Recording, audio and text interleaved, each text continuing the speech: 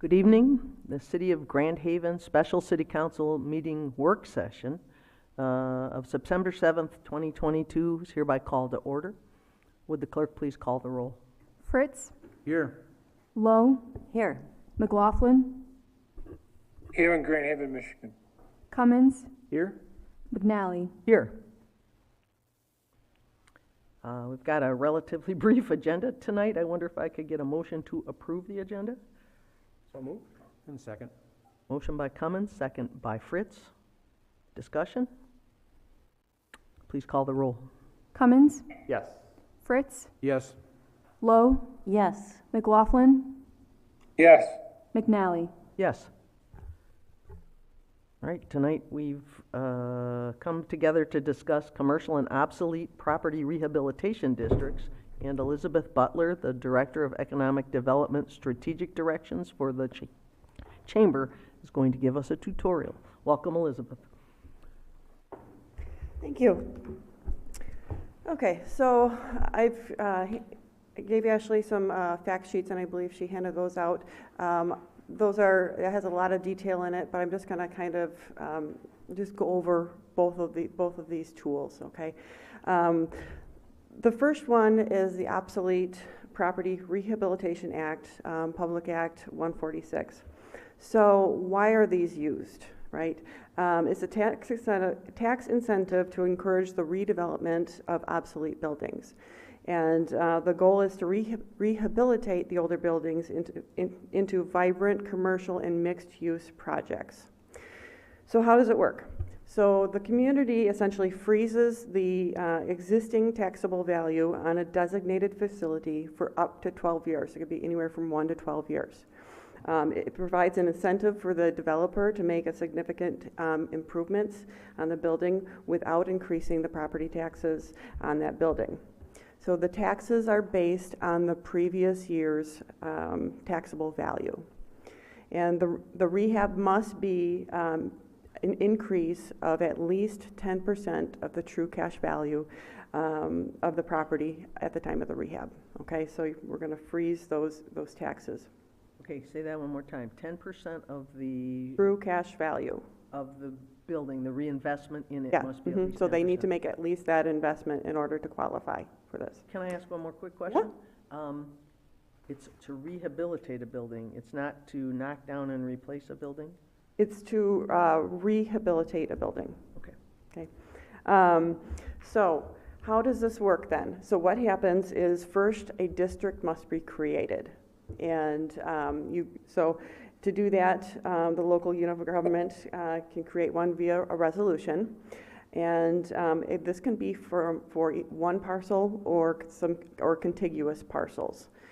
And then a public hearing would be held, and then you guys would adopt a resolution establishing the district.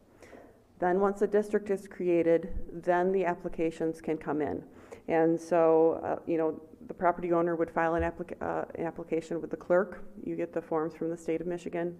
The clerk then notifies the assessor in each taxing unit of what is going on. Another public hearing is held, and then you have 60 days to approve or disapprove the application. Then once it is approved, then it goes to the state tax commission for final approval. They have the final approval. So in this case, the assessor must inspect the qualified facility to find that the property is obsolete. Okay. And obsolete property can be defined as commercial property or commercial housing property that is one or more of the following: blighted or functionally obsolete. And then there's one other, but these are the main ones. So I've been. Question? Yeah. Does the district do, it said it can be multiple buildings within, you can create the district. Does it have to be contiguous Yes. buildings? It Yes. does. And then secondly, have we ever created a district of this kind? This has been. Yes. Since, yeah. Yeah, in 2020, you guys, the city council created a district over at 1103 Washington, which is Kenzie's B Cafe, and then also at Stan's Cafe at 1110 Washington. So this is a tool that Grand Haven has used before. What was the second one, Elizabeth? Stan's Cafe, Okay. so In 2020, we did that? I believe it's 2020. Yeah, we did that. Okay. The So. the old theater. Well, I over know there. Kenzie's B Cafe that building has undergone substantial Mhm. renovation, but Stan's in the last 2 I, years. I did not verify the date of 2020. Okay. Somebody here at the city told me that. Because there was reinvestment in Stan's, but it was much longer ago, I would think. Joy's Yeah, they Joy's opened up- shaking her head. The ex- Oh, okay. That's what I was going to say, it's the expanded part, the dining area. So it's Yeah. contiguous and it goes Right. on, like you said earlier. Yeah, we did that one, and we also did the old theater there on the corner there, so, Yep. from Mackenzie's and Yep. that. I remember that. So, why is this coming up now? So, the old Rock and Roll building at 300 North 7th Street has been purchased. And the city of Grand Haven is a redevelopment-ready community, an RRC community.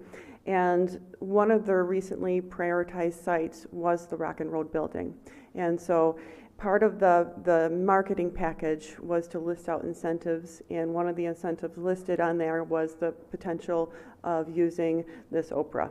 And so the building is currently in a retail, in the neighborhood mixed-use zoning area, and the desired development outcome for the site is commercial or mixed use. So the building was built in 1900. Let's see, and part of the marketing for the prioritized site for this was the incentives were listed that it may be eligible for the Oprah, and each project will be reviewed on a case-by-case basis, and each project will be considered in compliance with the goals and objectives of the master plan, financial need and specific conditions related to the site. So earlier this year, the property was sold, and the new owner had asked about this incentive, and we've had some conversations about it. He is here tonight, and he's in the process of vetting the options for that site, and he can share more if you would like him to. So that's where this all started. So to be eligible for the Oprah, we need to be a core community, which we are, and we need to be a qualified local unit of government, and we are. So we're hitting all the boxes there. So what happens then, there's an application, once the district is created, there's an application, you get the resolution, and then there's a list of attachments that the property owner would need to submit, and we need to get the legal description of the property, we need to get some contractor's bids, and we have to have a statement by the assessor saying it is obsolete, and then a copy of the building permit, and then they move forward and begin their rehab. You have any questions about this one then? I guess, I'm sorry, go ahead, Karen. Oh, I was just going to say, and you say this property does qualify as, it's an older building, but it qualifies as being contaminated, blighted, or functionally obsolete, because it was a bike store? It was a bicycle store, yeah, and then I believe there was inventory stored in the apartments above. How does it qualify as? Well, that would be the assessor that would need to there's the definitions, you can get into the Brownfield, the Brownfield Redevelopment Financing Act will define, and it's like, there's 8 pages of definitions, so I didn't want to necessarily hand that all off to you guys, but that'll be up to the assessor to say, does this qualify?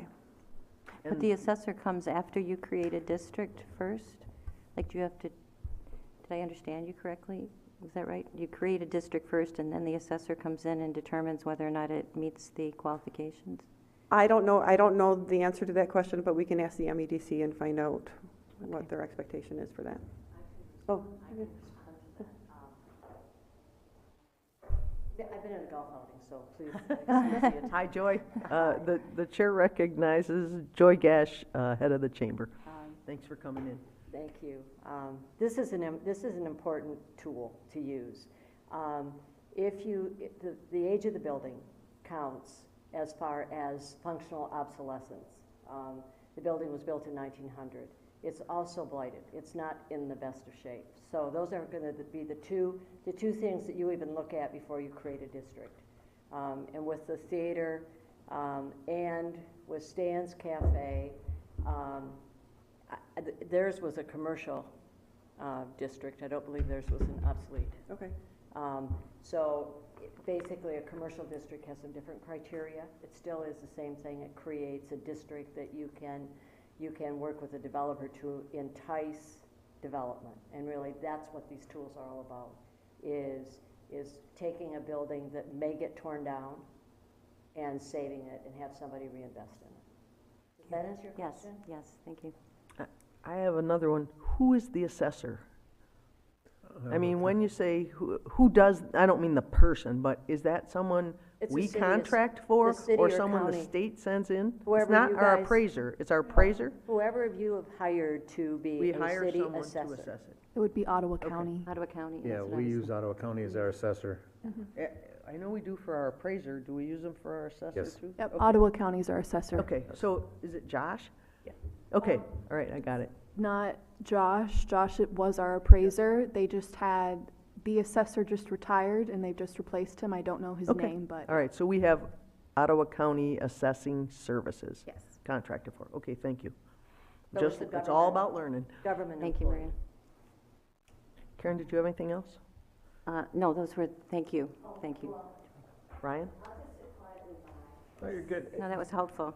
Obviously, we're not here to create any districts tonight, but, just to give us a little bit of a, this is very good information. If the property owner is here and can talk about, the challenges that he's facing without some kind of an incentive and what could happen to this building without something like this. Again, we're not here to create the whole district to make a complete case tonight, but if he's willing. If that's okay. Yep. Hey, Mayor Council, I'm Peter Wilson. I live at 322 North 2nd Street in Grand Haven. I am the purchaser of Rockin' Road. I'm a builder in town, so I'm a licensed builder. I've done a couple of gut rehabs on older properties. That's kind of my milieu. So I renovated a property at 322 North 2nd Street that was definitely blighted, and lived there with my family and 3 kids. Converted the Artisan restaurant at 1300 Washington to a single-family home. The sale of that will be complete in a couple weeks, and this is my next project. So in terms of blighted, that's a pretty easy answer. There were 2 apartments upstairs that had been designated as apartments, and if you read through the city write-up on it, it was thought to be a commercial mixed-use property with apartments up and commercial down. The apartments are beyond unlivable. There's one that has half a bathroom, one that has there's no kitchens there, there's no anything. They've all been kind of ripped clean and used as overflow storage and usage for the bike shop. The building itself is in a state of disrepair. If you drive by it, you'll see siding kind of sloughing off on different sides and all those kinds of things. So with age of the building and condition and what I intend to do with it, I think that's a pretty easy call to say that it's a blighted building. And what I've run into is to now make this choice, like you said, Ryan, to say what can I do with it? And because it's mixed use and because of the way it's zoned, I can do a lot of things with it. And it's the preference of everyone I've talked to in the city, from Public Works to the DDA to the Chamber, that it would be a mixed use, that it would be a vibrant commercial space with having some residential units up above. So I very much want to do that, and that was kind of what was presented when the city did a write-up on the property. And I need a little help to do that. So if I don't get that, then I sort of have to do the economic plan and say, well, best use, best return, lowest investment. Let's not deal with the parking issues. Let's make it all residential and get on with things. And that doesn't make me happy or the city. So this is a pretty easy call, I think, in terms of making the presentation to go ahead and move forward on this. So your vision for it would be, I do have some handouts. I don't know if I'm allowed to do that or at a council meeting like this, or if you have to That's present fine. that. I'm going to throw some stuff at you here. I'm just trying to get some general sense of what you're thinking. Thank you. You're welcome. Thank you.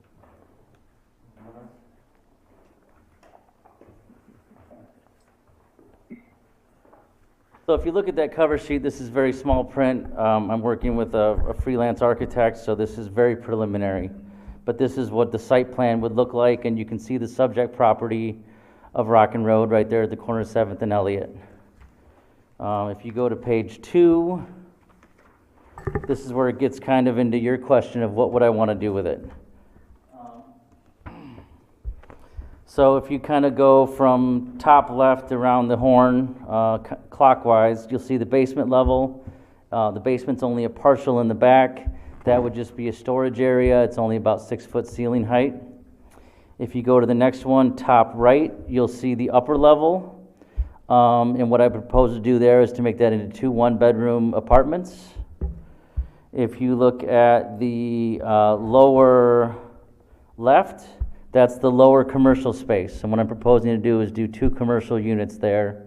The one with kind of side of enclosed in the main house would be the commercial unit that I would call retail, meaning it would be a storefront. And the one that would be the unit 1 with the exposed veranda-style seating would potentially have some food and beverage aspect to it. And then if you look at the roof plan, I've been talking to some people and working, and we really want to make this a marquee green building in Grand Haven, meaning the south-facing roof would be full solar. The single-story roof would have green garden space. If I can make it work with Public Works, we would do a couple of EV charging stations. We'd use renewable materials. I'd paint it green. And we would make that a very marquee green space in town and make that kind of a central entry into Grand Haven. And then I'll be really brief here. If you look at page 3 and 4, this comes directly from Derek, but this is what may happen to 7th Street. They're proposing a 7th Street rehabilitation plan that would take it all the way from 31, where the Coast Guard ship is, all the way past Washington to Columbus. Get rid of that whole wonky in and out at 7th Street off 31. I believe, I have no idea what's going to happen with that, but that's something that may very well change the whole aspect of what happens downtown and would certainly be a boon to me. And then pages 4 and 5 are just the city write-up that Elizabeth had mentioned that sort of said, hey, the city designated this as a priority redevelopment site. They said, we really want to do this with it. We have a preference for what it'll be. There's some incentives available to you. That's what made me an interested buyer. And then the last couple pages just show the renderings that were done to sort of show what a finished product might look like there. So I don't want to waste a lot of your time, so I ran through that fast, but that might give you enough to ask some questions. I appreciate it, thank you. You're welcome. Anybody got questions for Mr. Wilson? No, I just, it's my old neighborhood, and I used to hang out there when I was a kid. It was a slot car at one time in there. That's what I heard. The old, the guy that's the Rockin' Road, Tim Meyer, right? Yeah. He told me about the slot car place. Oh, yeah. I know the roller rink was a kitty corner from there. It was quite the thing. Yeah, it was my neighborhood. It was a pretty hopping area, little area over there for a lot of things going on, so. Sure. I'm glad you're taking interest in it, and for us, we'll take a look at this and see how it goes from there. Yeah, I'm a big believer that Centertown can really be kind of the next big thing and, Oh, I think so. and expand, and it's just a natural flow from Washington to Centertown, and there's a lot of good things happening there. I think we've got a site that can sort of capitalize on all that. Just to give you a little history, David Crosby was in there playing slot cars. Nice. Yeah, let you know that. Well, he taught his children well, Only you would know right? that. He does. Okay. Anybody got anything else? Thank you very much. You're welcome. Elizabeth, what else, anything? Okay, the second piece that we were going to talk about tonight is the Commercial Rehabilitation Act. And so this act encourages the rehabilitation of commercial property by abating the property taxes generated from new investment for a period of up to 10 years, not 12, 10. So how does it work? So this tax basically freezes the taxable value to the building and exempts the new investment from local taxes for up to 10 years. So this rehabilitation to qualified facilities to restore or modify the property to an economically efficient condition. So the commercial property includes a building or a group of contiguous buildings of commercial property that is 15 years or older, of which the primary purpose is the operation of a commercial business, enterprise, or multifamily residential use. This also may include vacant property or other commercial property within the last 15 years that was commercial. So like the other one, this is based on the previous year's taxable value, and again, the same 10% increase in true cash value. And this also includes new construction on vacant property. So I envision creating a district like this overlaying the current zoning district of Beech Tree. I want to encourage the reinvestment into Beech Tree. So the process is pretty much very similar to the last one that we talked about. The difference here is the district must be at least 3 acres in size unless it's located in a downtown or business area. And so this is a business area, so it would qualify. So we just need the contiguous parcels. So why Beech Tree Avenue?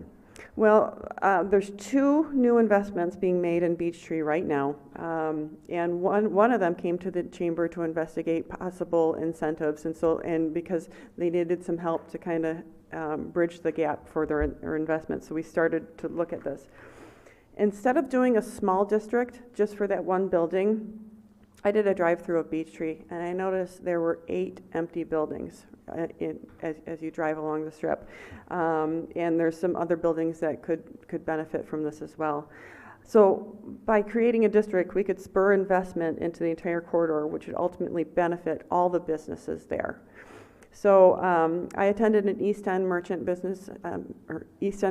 meeting where they all gathered, and I started talking about this. I've walked up and down Beech Tree, and I've talked to the business owners and the managers over there to see what kind of interest is. There is interest in this area for creating this district. I do have 4 letters of support so far, and there's been other merchants and businesses over there who said yes. I would like to write a letter of support as well. So I looked at other incentive tools that could be available. There's a Commercial Redevelopment Act, but that one does not, land is not eligible for this act. And as you know, across the street from Sunoco, there's that empty parcel that's sitting there. And so that could go into the Commercial Rehabilitation District. We could look at the obsolete property, but not all the buildings fit this description, and so the Commercial Rehabilitation District really would encompass more of the businesses over there and try to spur some development over there. So that's what I have. Anybody got questions? I have a question about, let's say we designate, I'm going to call it the Beech Tree corridor from one cross street to another cross street. All of the properties within that wouldn't qualify, so we would only then deal with the properties that qualify. And they need to be contiguous. Contiguous to one another. Mm-hmm. So really what it would take is for someone to go out and identify 4 contiguous or 2 contiguous. You could have multiple zones? You could create multiple districts if there's a break in the continuity there. The buildings need to be at least 15 years old, right? That's the research I have not done. I don't know which buildings would qualify for that, but I know a good portion of them would. Okay. Or they can be vacant property, you said, Mm-hmm. Yes. as well.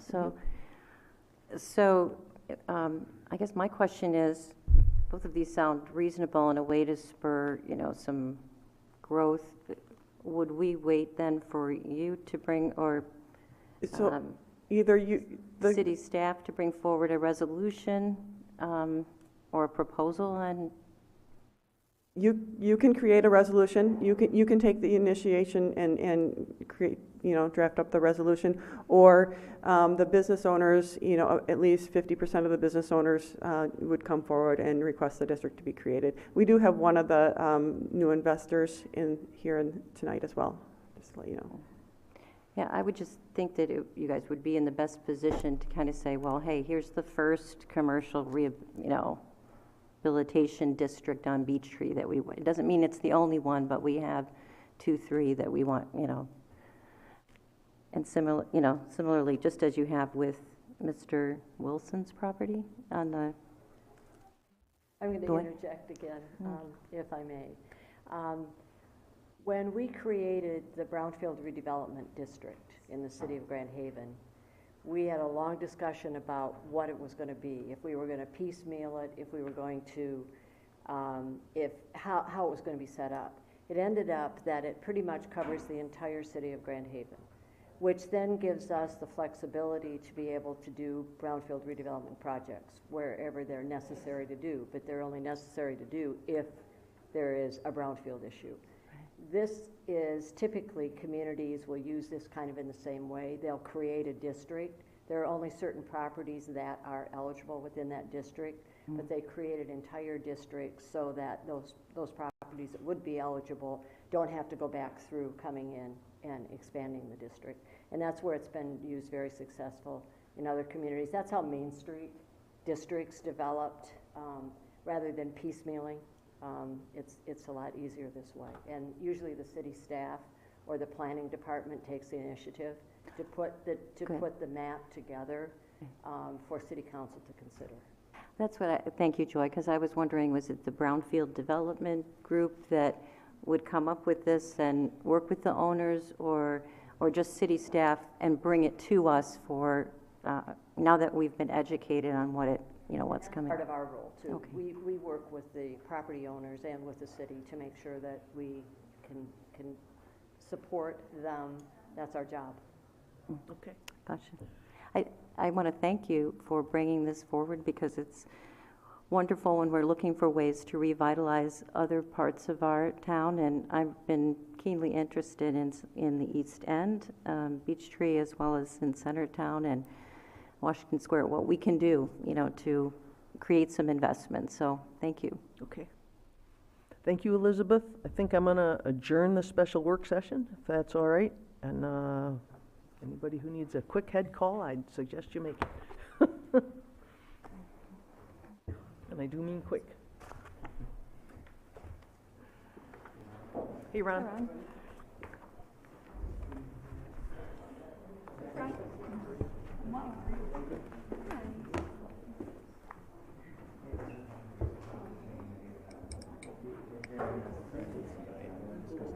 Uh-oh, they wore their T-shirts.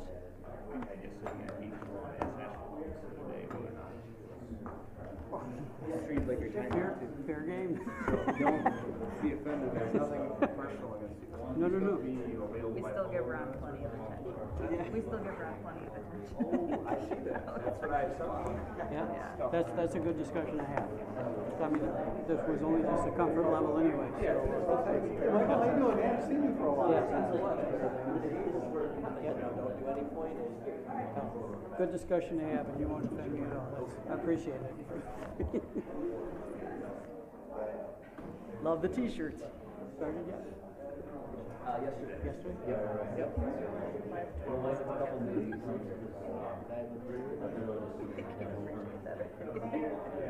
That's all part of it, right? Things are a little different. Yeah. You knew that. Oh, yeah. Yep, I have a lot of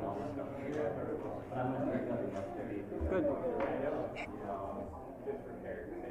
So my question is, I don't wanna get upstairs and have it prevent the process.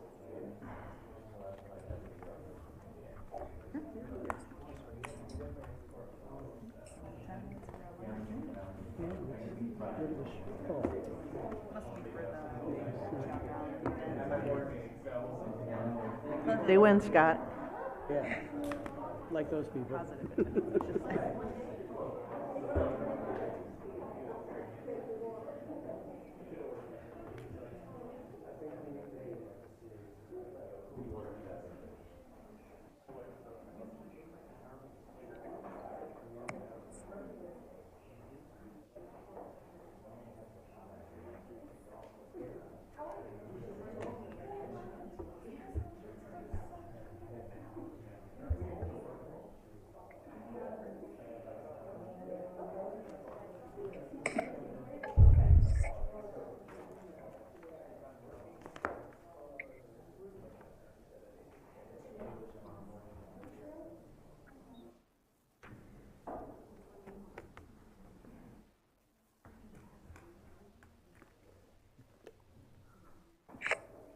Scott, are we up?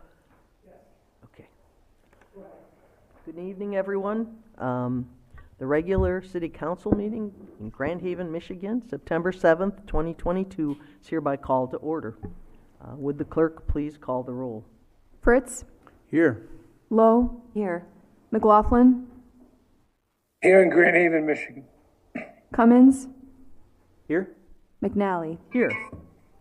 Our invocation tonight is delivered by Grand Haven Salvation Army Corps Officer Major William Holman. Would everyone please rise for the invocation and remain standing through the Pledge of Allegiance that follows. Let's pray. Heavenly Father, we come to you today asking for your guidance, your wisdom, and your support as we begin this meeting. Help us to engage in meaningful discussion. Allow us to all grow closer as a group and nurture the bonds of this community. We ask that you fill us with your grace, Lord God, as we make decisions that might affect the families, the residents, the visitors, the general community that live and breathe in this place. And may you continue to remind us that all that we do here today, all that we accomplish, is for the betterment of us all and for the greater glory that is due only to you, and for our service together to meet human needs in our community. We ask these things in the precious name of Jesus Christ. Amen. Amen. Before we start the Pledge of Allegiance, I just wanted to note that the Salvation Army this month is celebrating 100 years of service to this community in Grand Haven. All right, here we And go. you're all invited, before you do that, Yep. you're all invited to the concerts that are going to happen on September 17th at 2 o'clock at the Sherwood Lynn Sherwood Stadium. Lynn Sherwood Stadium, and 7 o'clock at the high school. It's free concerts, 2 free concerts. Very nice, thank you, Major. Everyone join me. I pledge allegiance to the flag of the United States of America, United States of America, to the republic and to the republic for for which it stands, one nation, under God, indivisible, with liberty and justice for all. Thank you.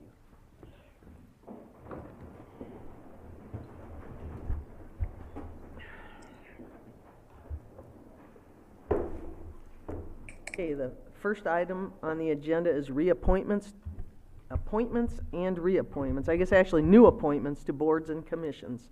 And I'm happy to do this any way the council would like. We can do it individually. We can do it collectively. Does anybody have a preference? I'm sorry, what was the question? Do we want to go through each One new separately, appointment or you wanna separately do them or all together? collectively? May I suggest going through them as you've grouped them, A, B, and C? That would be fine. So the first new appointments on the list are to Main Street DDA, Laura Gerard with a term ending 30 June 2025, and Nathan Patterson with a term ending 30 June 2024. Could I get a motion to that effect? So moved? Second? Any discussion? Would the clerk please call the... I have a couple questions, yeah. Sure. I just wanted to clarify with the clerk, are these two appointments for the vacated positions? Yes, And they would not be for Todd Anthony's position, correct? correct. Thank you. Anything further, Karen? Nope, that's it. Please call the roll. Fritz, Yes. Cummins, Yes. McLaughlin, yes, Lowe, Yes. McNally. Yes. Item B, under new appointments, is 2 nominations to the Duncan Park Board. Michael Port with a term ending 30 June 2025, and John Williams with a term ending 30 June 2023. Could I get a motion to that effect? So moved? Second? Motion by Cummins, second by Lowe. Discussion? Will the clerk please call the roll? Cummins, Yes. Lowe, Yes. McLaughlin, Yes. Fritz, Yes. McNally. Yes. And the final new appointment to Planning Commission, Jennifer Smelker, with a term ending 30 June 2024. Could I get a motion to that effect? So moved. Second? Discussion? Would the clerk please call the roll? Fritz, Yes. Cummins, Yes. Lowe, Yes. McLaughlin, Yes. McNally. Yes. All right. I need a motion to approve the consent and regular agendas. Is there a motion to that effect? So moved. Second? Is there discussion? I've got one item I would like to remove. Of course. and- Kevin, are you there? Sorry, I thought I heard him say something. I've got one item, item H, which is the Oktoberfest special event. I would like to remove from the consent agenda and add it to new business. Has anybody got an objection to that? Nope. Okay. Could you move that, please, Maria?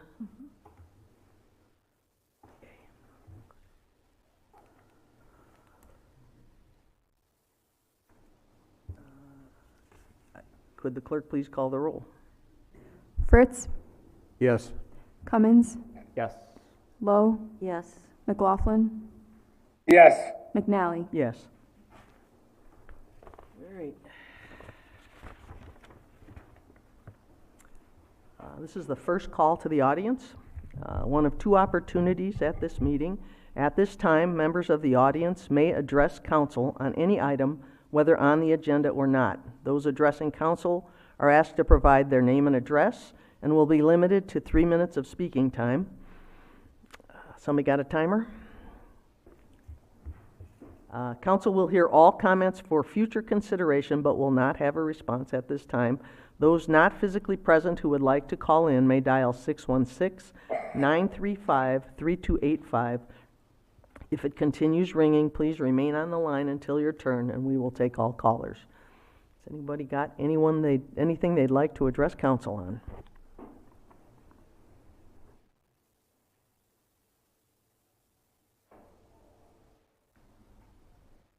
My name is Carol LaCoe.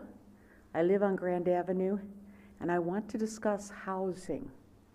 How can the city make more housing available at no cost, preserve the charm and character of our residential neighborhoods, and help cash-strapped homeowners stay in their homes? By creating a new zoning category, owner-occupied rentals. Homeowners whose houses have suitable living quarters and whose property has room for rental parking should be eligible. They should be willing to pay $45 for a permit, which is what other rental property owners pay. And they must occupy the home they wish to in part rent out. Now I'd like to read a letter written by our friends Mickey and Vicki Colson, who live on Lake Avenue. Mickey and I moved to Grand Haven in 1988 and bought the worst looking house on the block, and I can attest it was. I remember those days. Renovated it and planned to use the upstairs as rental income when our 2 kids left home. It had been rental property for many years since it was built in 1875. It has 2 electric meters and a kitchen and laundry room on both floors. Zoning was changed without notification of residents. Now we are told we can't rent short-term, long-term, or in any way to help us retirees remain in our home of 34 years and afford to pay our property taxes. We've had to defer our taxes until February and are unsure how we'll pay them without some cooperation from the city. On our block, there are 8 houses, 7 owned by retirees. It feels like our block has been unfairly targeted by these stringent zoning regulations, which limit our ability not only to supplement our Social Security only income, but also to provide a much needed housing for another family in our community. Ironically, I retired in 2020 from Tri-Cities Habitat for Humanity, where On a weekly, if not daily basis, I was contacted by families desperate for affordable housing. The seemingly never-ending supply of condos in our once charming town are not meant to help the shortage of affordable housing, only the city's tax coffers. We, the long-term residents, are asking for and deserve your help in being able to provide income from our homes. All right, Am I done? just continue, please. I think we're getting feedback from Kevin. I'm sorry, can I Please- continue? Please continue. Okay. We have been forced to try to sell our home because we can't afford to live here. Because of the uniqueness of our home with dual living quarters, the only interested buyers opt out when told rentals are not possible. Thus, we can't sell our house, nor can we afford to remain in our house. We are asking for the current rental program to be rentals for homes with suitable facilities. This change would allow residents to access the income-producing element of their home while also providing much-needed rentals for families wishing to live in Grand Haven. Thank you for your consideration. Vicki and Mickey Colson, 411 Lake Avenue. Doug? Doug Vance, Washington Avenue Development, 100 Washington, Grand Haven. First of all, I'd like to acknowledge what she just said, that kind of along the lines of what I've been trying to accomplish coming to these meetings over and over and over and over. Quite honestly, I was ready to give up. Then I thought of Mike Fritz. I thought, he doesn't give up on the Tigers. Why should I give up on my tenants? You know?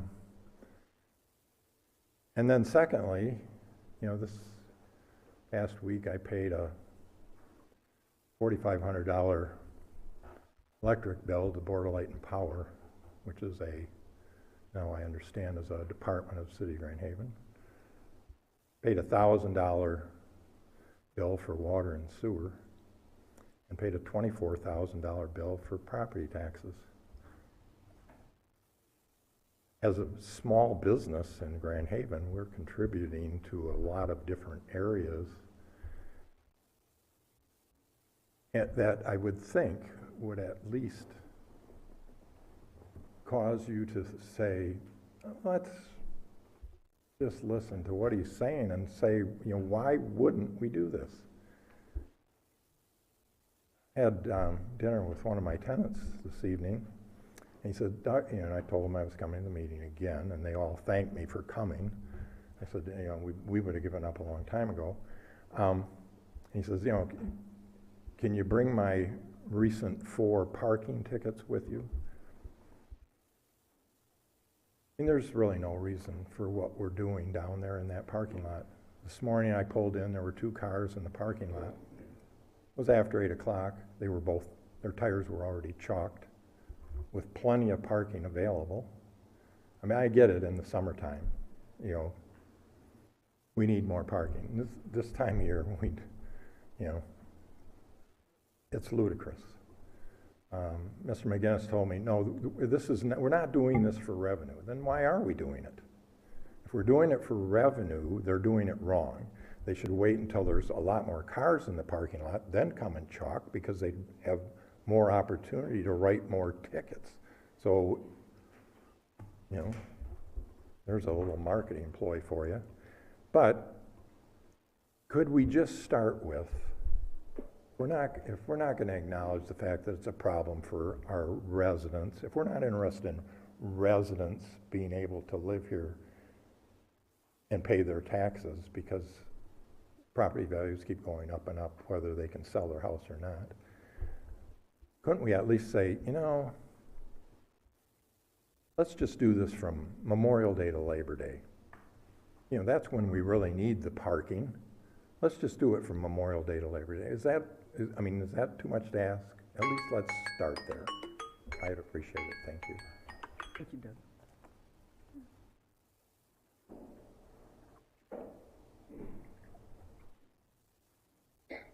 My turn for parking. Jeremy Swiftney, Grand Haven Main Street. To Doug's point, we are having the conversations as directed by council. I just wanted to give you all an update that most likely you'll be expecting to see me at your second meeting in October after we vote at the board level and discuss some recommendations. We're reviewing the current city policies, reviewing where it is and is not allowed for overnight parking, what the rules are, and we hope to come forward with either a recommendation. It could be to shorten it, as he just suggested. It could be to leave it. We'll have those conversations at our committee level and our board level in October, but I wanted to give you all an update and let you know that we are working through that process. We are discussing what the current options are. If there are any changes that we need to make, we'll come forward with maybe any recommendations that you could all review at that point. So thank you very much. Thanks, Jeremy.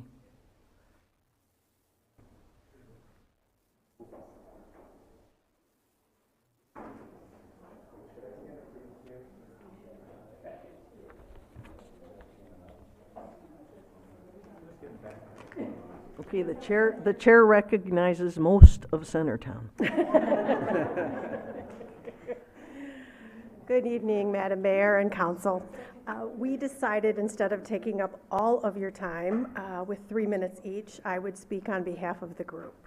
If you have any questions for us after I'm done, please let us know. So I'm Joyce Workman. I own Vintage Green at 7 North 7th. I'm speaking to you tonight on behalf of Centertown and Chowdown Centertown. We are requesting that 7th Street be closed from Washington to Elliott. This event is Saturday, October 15th, 11 a.m. to 6 p.m. It is in conjunction with Shile from Merchants and Makers, as well as John from Guitar Haven and live music. Last week, Jenny from Overtime, Joe Momentum, and I met with the 3 residents that would be impacted. All 3 were happy to sign off on this event. I understand that you have that in your minutes. Thank you. As you know, our neighborhood works together to bring fun family events to Centertown. And we are excited to host a bigger and better Chowdown Centertown this year. I will be staying through the evening, so when you get to this topic, if you have questions, please ask. In closing, thank you for considering closing the street for Chowdown Centertown. Thank you, Joyce. And the rest of Centertown.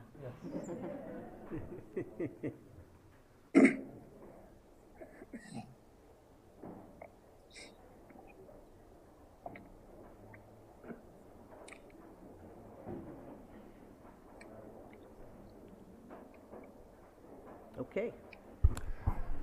Good evening, Jim Hagan, 400 Lake. I've spoken several times at council meetings on the difficult process that has been established in Grand Haven for families, retirees, etc., to rent out portions of their houses to others, excluding direct relatives. What is needed is a low-cost rental permitting process for owners with a homestead exemption, allowing a single room or floor to be rented to another person or family. This new permitting process needs to be independent of the zoning district where the homestead's located. In the 1980s, the rental process was not so restrictive. The 400 block of Lake had several large houses where the second stories were rented out to another single family. Why did the city change the zoning regulations to prevent this type of higher density? I don't know. A recent Grand Haven article had comments by Tony Noto, including, what we need in the lakeshore area is affordable living space, as if we were Mackinac Island. Will we get there? Not likely if changes to our zoning and permitting are not made.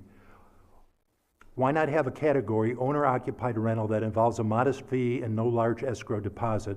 Safety review and registration fee could be the same as for other rentals. I see yearly fee for other rentals in short term is still $45. What are the current options here in Grand Haven? I reached out to Brian, I guess you're correct, and found out that a special land use permit need to be submitted for $325 and an escrow check for $1,500 needs to be submitted. The subsequent process involves the Planning Commission public hearings along with other requirements to get rental certification. The submitter is also responsible for any additional costs incurred by the city during the review. This difficult process in district zoning is a barrier that's been created by the city to essentially prevent homeowners from utilizing a portion of their homes for income. Barriers like these need to come down. I was curious as what's happening in Holland with its university environment. In the email, I sent you a link to roomies.com, and I asked the question, why can't Grand Haven move in that direction? By the way, Roomies.com had dozens and dozens of entries for Holland, and those were the ones that had been closed out. They won't let you see others unless you join, which I didn't do. So it's time for a change, folks. Thanks, Jim. Anybody else? Okay. We'll move on to, we need to approve the consent agenda as amended and the regular agenda and move forward. So, Maria, would you read the consent agenda for us? A, approve the special and regular council meeting minutes of August 15, 2022. B, approve the bills memo in the amount of $2,851,639.28. C, appoint Amanda Burnett as officer delegate and Carla Tenhove as employee delegate to the 2022 MERS Annual Conference and authorize the mayor and city clerk to execute the necessary documents. D, recognize Hospice of North Ottawa Community Hospital as a nonprofit organization operating in the community. I'm gonna stop you and say that's actually, I looked it up, and it's actually Hospice of North Ottawa Community. It doesn't have hospital on it. I was told earlier that was a typo, but I'll double check for that. Okay, when I read it, I looked at it and went, this doesn't look right, but I Googled it, and it's actually called Hospice of North Ottawa Community. Hospice of North Ottawa Community as a nonprofit organization operating in the community for the purpose of obtaining a charitable gaming license. E, approve M.AERO contract 2022-0759 and the amount of $31,899 for the airfield paint markings and seal runway payment, surface/joints, and authorize the mayor and clerk to execute the necessary documents. F, approve the low bid and contractor services agreement with Brown Concrete of Muskegon, Michigan, and the amount of $36,800 for the city's annual concrete sidewalk and ramp replacement projects in designated areas and authorize the mayor and clerk to execute the necessary documents. G, approve the purchase of one Ford Police Interceptor and one Ford F-150 Police Responder in the not-to-exceed price of $77,415 from Gorno Ford, Woodhaven, Michigan. H, approve a contract with Wolverine Fireworks, Coquitlam, Michigan, in the amount of $2,400 for the 2022 New Year's Eve fireworks show and authorize the mayor and city clerk to execute the necessary documents. I get a motion to approve the consent agenda items? So moved. Second? Motion by Fritz, second by Cummins. Any discussion, anybody? Just a quick discussion on the Bill's memo. I think, yeah, Karen, you're on there with me. We've had some fantastic legal services provided to us over the last several months by Mr. Bulci and his firm, and I think a lot of us are aware of why we've incurred so much in legal costs. And you know, the invoices are available for everybody to review, you know, easily. But we used to not have Ron attend our meetings in person, and we have for a while now. And so I'm wondering if maybe we, you know, he's always available by phone per our charter on our meeting nights. And certainly there's some meetings where his presence is certainly needed, but I'm not sure that I think that he's needed for every meeting, and you know, his cost per hour is quite a bit. So I did check with Ashley to see if she felt from a staff perspective that he needed to be here every meeting, and she can speak for herself on this, if that's all right. Is No. this up for discussion? I'll tell Yes. you, because we had the same situation back when Roger was here, Roger Bergman was mayor, and it was come to the conclusion is that they are available by phone, and if we do want to postpone something, we can postpone until we get an answer back. We don't necessarily need to have them to answer everything we hear, unless it's really important that we can get them on the phone. I think it's prudent for us to be a little smarter with our dollars instead of having them show up every day. I don't know how much you'll be inputting today, but it's nice to have them here, yes, but sometimes it's not. We don't need that expense. Well, it's always a pleasure to see you, but it's not always necessary. Karen, you got any input? No, I think we certainly added a lot of value, and certainly in some discussions this recently in the summertime. But I would agree with Mr. Fritz and Mayor Pro Tem that perhaps it's not the best use of your time or our city's money to always just have you on hand rather than call on you.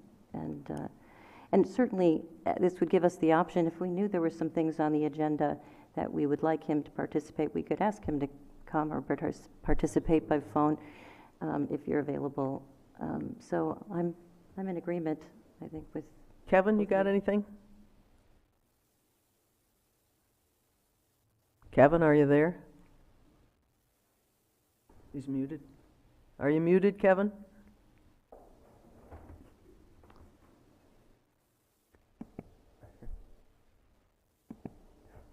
I'm sorry. I have no problem with that either. I agree with both Karen and Mike on that. I think it's just probably sometimes a waste of good city taxpayers' dollars. So I think that's the best thing to do. Okay, Ashley, anything? Nope. Ron and I communicate quite well, so I am comfortable at this point. Ron, with we're not firing you in any sense, but we're relieving you from your Monday night normal obligations. No, I didn't think it was a normal thing anyway. It was a short-term thing in the wake going. of Pat leaving, and I New think clerk, that new the way clerk. people Yep, have stepped up, that's right. there is not a need for me to be here night after night. So I applaud your decision, frankly. Okay. Thank you, Ryan. And thank you, Ron. And if you want to make a note on also on the billing, $1.6 million, that is taxes, if I remember correctly, isn't it on there, or something like that I've seen on there? This time around? Yeah, it's just shifting. Yeah. If I remember seeing that going, it's just a pass-through mostly, so. We do make a few dollars on it, but not much. Yeah. Okay, so we still need to call the roll on the approval of the consent agenda, as amended. as amended. Fritz, Yes? Cummins, Yes. McLaughlin, Yes. Lowe, Yes. McNally. Yes. All right, going on to new business. You want to read that item for us, please, Maria? Consideration by City Council of a resolution to approve the contractor services agreement with Hydro Corp. Of Troy, Michigan, in the amount of $60,984 per year for 3 years to provide cross-connection inspection services and authorize the mayor and city clerk to execute the necessary documents. Okay, Matt, before you go, can I get a motion to that effect? So moved? And Second. Oh, go ahead, Karen. Okay, motion by Cummins, second by Lowe. And Matt, what have you got for us? Yeah, good evening, Mayor and Council. Matt Wade, Streets and Utilities Manager. Tonight, I've got a new contract from HydroCorp, who does all of our cross-connection inspections, all of our commercial cross-connection inspections in the city of Grand Haven. I believe this is going on, they've been doing it for us for about 6 years now. This will be our third contract with them, another 3-year contract, so that they're going to hold this price of $60,984 for the next 3 years for us. And this is to inspect, it's to inspect, do testing, and facilitate all of the administrative side of sending letters, notifications, and everything like that to our commercial businesses in town.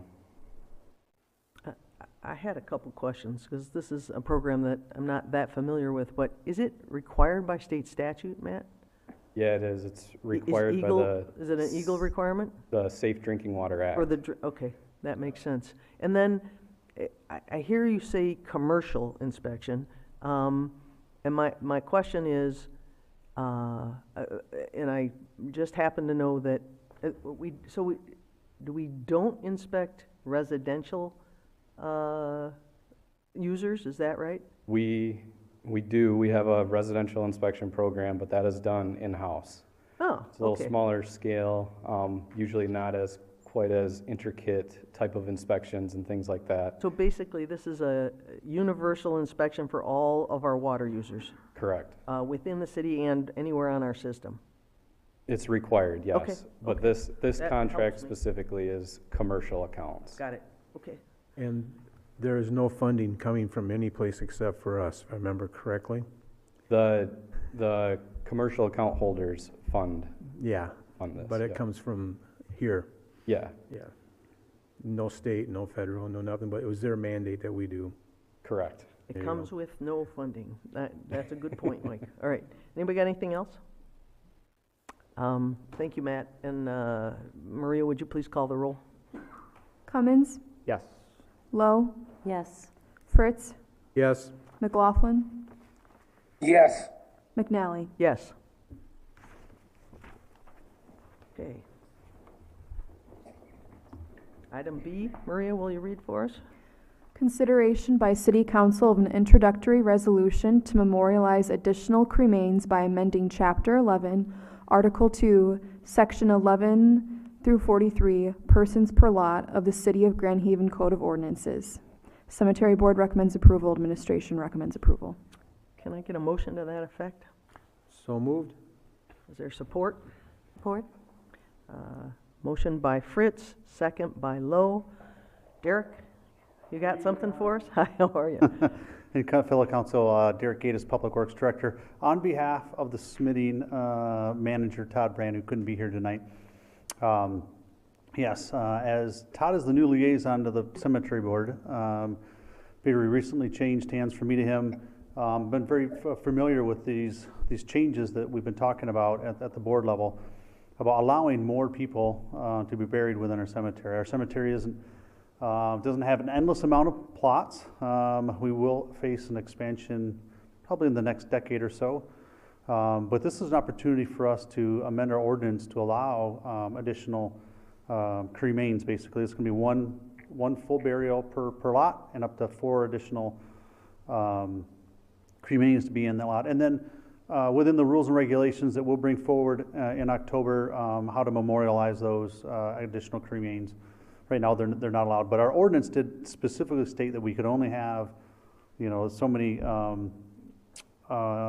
interments, in a lot. So our first step is to change the ordinance to allow more. Our second step would be to bring that rules and regulations that will determine the marker sizes and locations and types. So just this isn't something just for Grand Haven. Lots of other cemeteries have this locally. Some of them don't maybe follow or follow it. Some of them don't utilize the additional cremains, but we've had quite a few people that have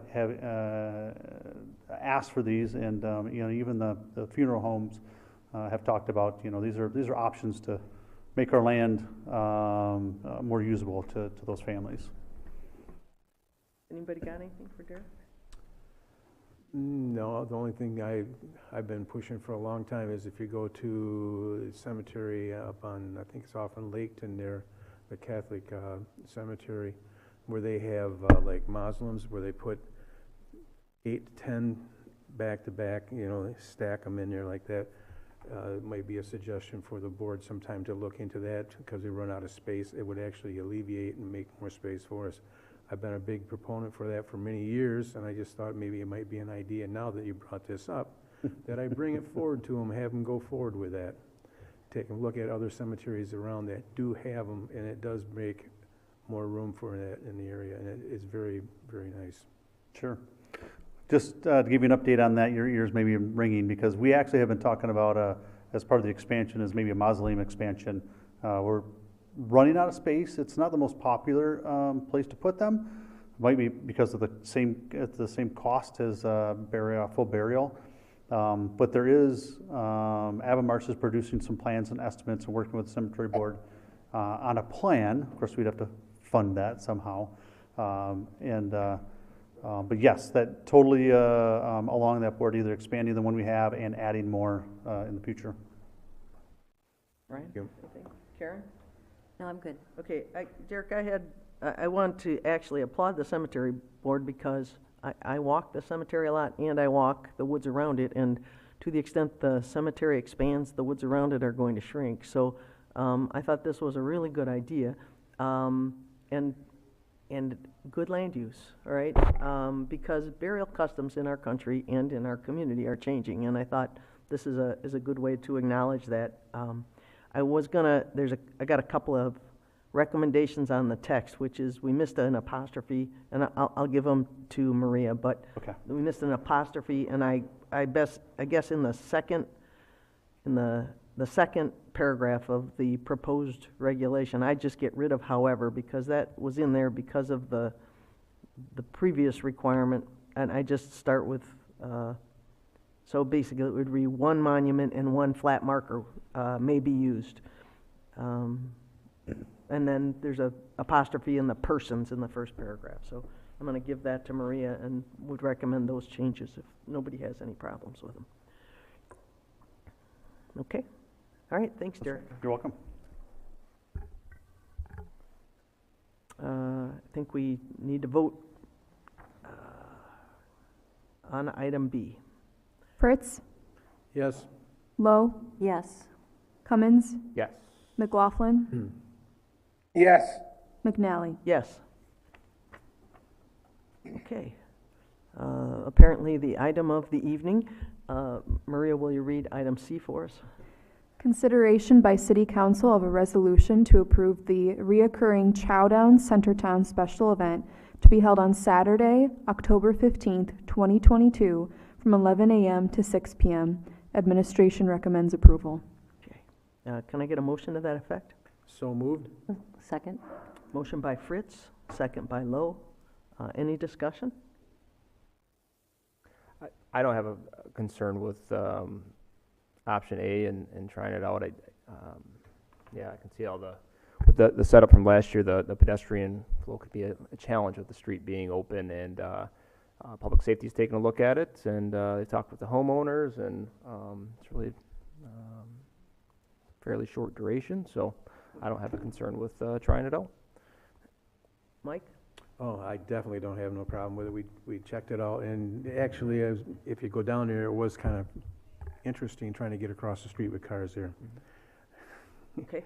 So I'm going the full distance would be very well for them. I think it'd be much more open for them to do and be more friendlier, family friendly for them. Since you got permission from everybody down there, which is my old neighborhood anyway, so it's pretty cool. I think it's great. Karen? Yeah, I think you guys covered all the bases. I don't have any concerns. Kevin?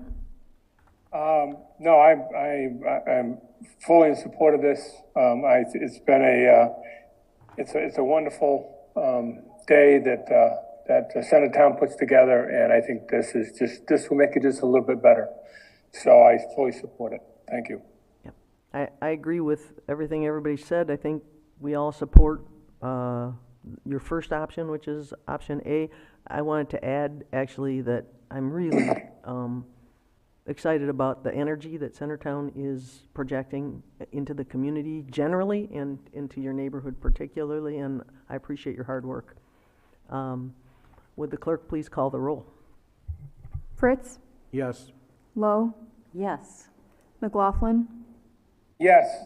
Cummins, Yes. McNally. Yes. Thanks, guys.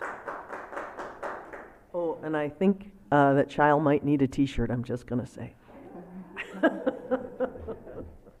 All right, moving on to item D. Consideration by City Council of the proposed special event policy update and fee waiver recommendations for calendar year 2023 as follows. Local nonprofit, $500 per event. Other nonprofit, $200 per event. Non-resident / for-profit, none. Events exceeding 5 days will be charged 10% of the total rental fee, with the maximum waiver still as identified above. Administration recommends approval. Okay. Can I get a motion to that effect? So moved. Is there support? I'll second for discussion. Okay.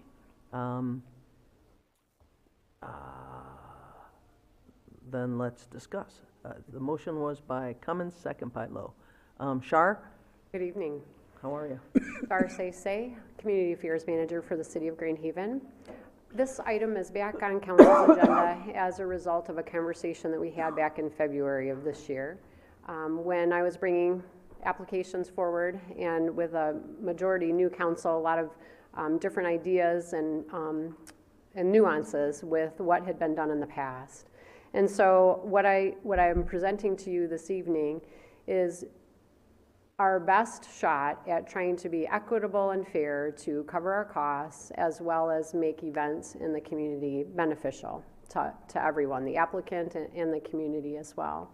So as those numbers were read, we are just projecting a local nonprofit $500 maximum fee waiver. Basically, that is a park rental. When we're looking at our major parks, there are different fee levels. So if you're looking at City Beach, Central Park, Lynn Sherwood Waterfront Stadium, that rental fee is $500 for that applicant.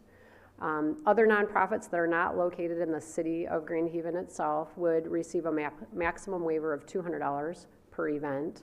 And then non-residents or for-profits would pay all the regular fees that are in our fee schedule.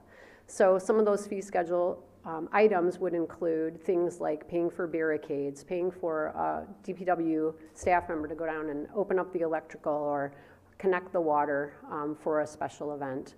Those are some of the event costs that we give as a cost estimate to applicants when they're applying. The thought process behind the events exceeding 5 days being charged, by my example in my memo was the YMCA, for example. They utilize Mulligan's Hollow for Kids Camp, which is a great program for our community. Currently, they're only invoiced $500 for the entire summer's classes. So that's 60 days worth of camp, and we're not charging them that actual going rate that's in our fee schedule. So the thought process behind that was, if we charge them 10%, or any person who's using space longer than 5 days, if we charge those applicants 10% of the actual rental fee of that property, then we would have something in the coffers to start to offset some of the costs that the city is incurring. So that $30,000 summer rental would give us revenue of $3,000 instead of $500. We still are maintaining that. You know, we're having our park people are still mowing the grass and watering the grass and that sort of thing. When we talked about you in your packet, you received an Excel spreadsheet, and that Excel spreadsheet was a cost estimator of the fees that we have for the special events that are in the city of Grand Haven.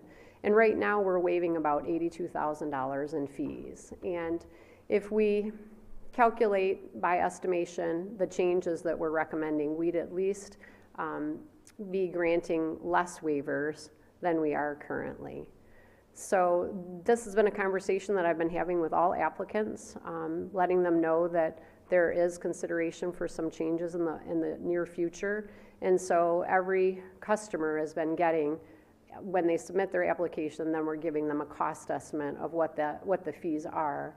And I think that this is a timely response to making a decision. It'll put less on your plate. It'll remove the ambiguity of the decisions that are being made, and it will help us offset some of the costs that the city incurs to be able to have special events in our community.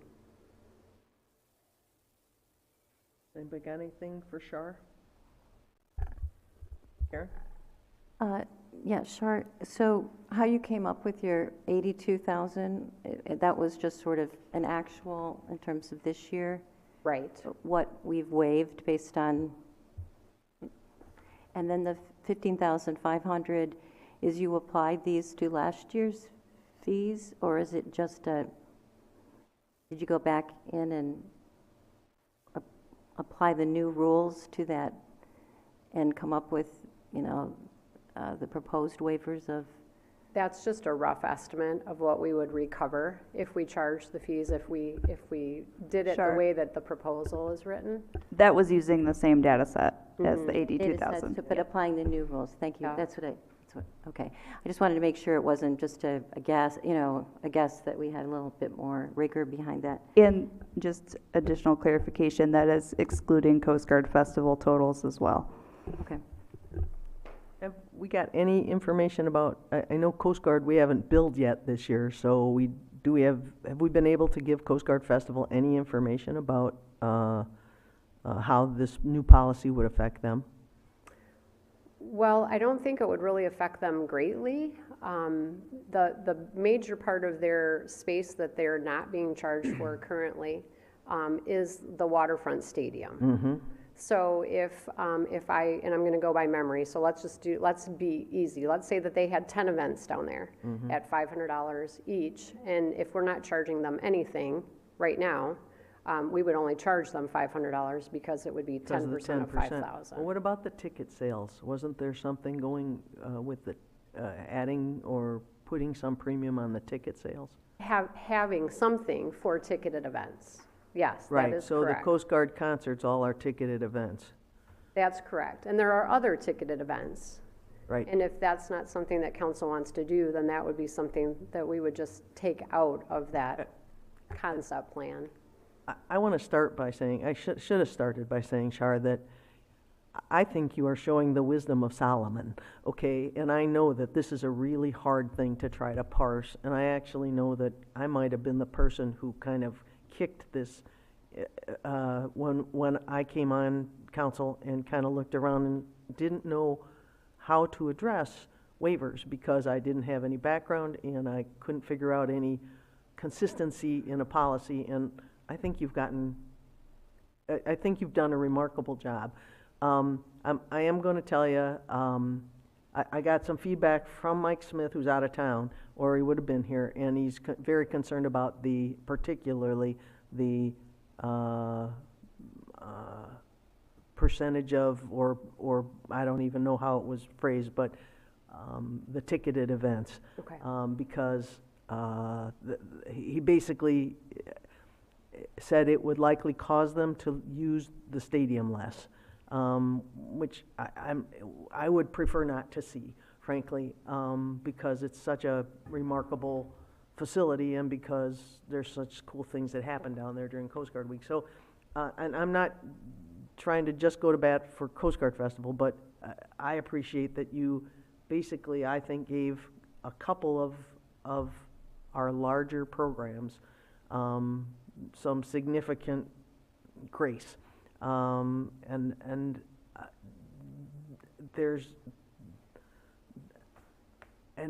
It really was kind of Solomon splitting the baby, all right? So I just want to say thank you for taking a really good shot at this. And then I'm interested in what the others think. Mike, you've been doing this a long time. Would you go with this? No, I'm not going to vote for this at all, to be honest with you, to start out with. I want to hear what you say. The simple fact is, there's a lot of good things that happen here that draw people here, that make us the place that you want to come to. And some of these nonprofits are the ones that are giving away free things. They're going out there doing free, and they're going to have to go out and look for donors or whatever else to help them to put this on besides of what they're doing. They're going to have another fee on top of it. Those are the nonprofits that attract people here. And watering grass and stuff like that, we're going to have to do that whether they use it or not. That's a bad excuse. Excuse me, but that is a bad excuse to say that, because our parks are beautiful because we water them. Our flowers are beautiful because we water them. If there's nobody there, right now you go to Central Park, there's nobody there, but it still gets watered and it still gets taken care of. It gets cut. I don't want to hear that excuse that we have to have those services, that we have to do those anyways to make our town beautiful. But also, when you have people coming here, they expect some of these things. They've been coming here for years, and they bring their families here, and they enjoy it because it's a family-oriented. Most of these things that are nonprofit are family-orientated. And if you start charging them and they go away, what are you going to do then? I'm just afraid that you might not have the draw that you were, and we're not going to be the family-friendly town that we used to be. I'm not in favor of all this. I think we be more cautious on our waivers. and look at the. Still do it, and would you I- recommend still doing them We went crazy individually? this year. This year, we went absolutely crazy. I think we waived almost everything that came across the table. We did, which I'd never seen before. It's not that way we do that. We look at each other, the council always took a good look at it and saying, is it feasible? Is it orientated for the town? Is it fit it? And if it's not, then we charge them. If it is, we go accordingly. But I'm not in favor of this at all, period. I thank you for your hard work, though. I really appreciate it. I mean, before I said I was not in favor of it, and I'll stand by it. And I just think that we need to be the town that attracts people here and not push them away because we have to charge them an X amount of dollars for it. Like I said, a lot of these nonprofits that do these things, they bring people in here, but our businesses downtown, it helps them pay the bills. You get people here. A good example, we just got the letter on the triathlon and how many people it brings here and what it does for the businesses in here. They stay, or the soccer in the sand, when they come, they spend your whole weekend here. They're staying, they're spending money here. If we end up charging them pretty soon, there's going to be less and less people here, and you're not going to have that draw that we have. So I'm just afraid. Ryan, you got anything? Yeah, no, I appreciate the work, and I guess what I've said throughout this process is that we just need to try to find a better balance. I actually was, to be honest with you, I thought $82,000 sounded lower to me than what I expected. I thought we had waived a lot more. A bigger farm. And so when I thought about, imagine if we were to say, we wanted to hire a city event planner and have them put on events and have that be their focus. They would not be able to do this many events for this cost plus benefits. We wouldn't get that kind of value out of a city employee. So we do get a lot of value from the events that are a lot of times putting volunteer time and committee work into bringing these events. But we do have real costs too. I was kind of looking at you laid out the staff process that's involved in approving these events, and I was like, wow, we charge $100 to a nonprofit, $150 for a for-profit, and I know that definitely doesn't cover the staff time that's involved with reviewing these and bringing them here, and then I'm looking at that side of it. Like, the city's got some skin in the game there too. Like the triathlon, I don't know that they've been charged for actual officer or staff time to actually be out there and block intersections, and I don't know that any of the events have been charged to that extent. Maybe they have. Am I wrong on that? They have not. Yeah, I would say for that particular event, the major cost or expense would be the park use, because their event is on Sunday. They set up on Friday and Saturday in that green space. Okay. Karen? Yeah, I really appreciate the work that you've done, as Ryan said, in terms of trying to find some balance. But I'm just going to offer a countering point of view. We have, we're in some really tough financial struggles right now. We're going to be possibly going to the taxpayers with an increased millage because of our pension obligations, and we've got a lot of unknown costs coming up with Harbor Island. And I think that more than anything, it's not because we don't recognize that all of these events bring things to the greater, community. It's spending taxpayer money and waiving some very real costs to the city. So I guess I'm kind of back to where Madam Mayor was at the beginning, where I think you found this was a really tough, thing. I think you found some balance and are coming back with something that sort of balances those two things. So I thank you for that. I am still concerned about our responsibility from a financial perspective, and am concerned about waiving fees at all, but I think this is a nice compromise. Kevin, you out there? Yes, I am. Frankly, I agree with Karen. I really think that you know, that we should really take a look at, you know, not doing any waivers at all. And really, since this is kind of new, you know, my suggestion is, you know, I think it would have made sense actually to have a work session on this, to really be able to talk it out, because there's some proposals in here at the end of it that says that you know, that we could go either way on certain stuff. And I think we have to have you know, whatever we decide. And I know where Mike's coming from, and I absolutely understand that. But you know, I think we have to have a policy that is, there's no waiver. It's kind of there shouldn't be any waiver in when somebody walks in, they know what they're going to pay. You know, I just don't want to get to a point where it's over and over again. Well, you know, if you do this, it's going to cost you this. I think we have to have a hard and fast numbers. And I think that, you know, just to say somebody's a local not-for-profit, I don't know, you know, I've worked for not-for-profits that, you know, a couple $100, $500 would not make a huge difference in their event. So, you know, I think that, you know, I don't want to hold this up anymore, but it just doesn't seem to me that we have. Should we give it? I guess we as a group should we talk about this at our next meeting at a work session or whatever. There's just there's a couple things in the proposal that Shar has presented that is still, you know, kind of up in the air, and I just think that would have made sense to talk about this a little further.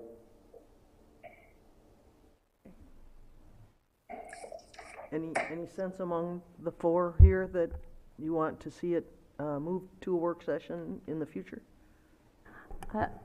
Because of council members Fritz's strong feelings on the other side, I think I would prefer us work through it a little bit more and make sure that we understand all sides of this well before we make a decision. Ryan, you good with that?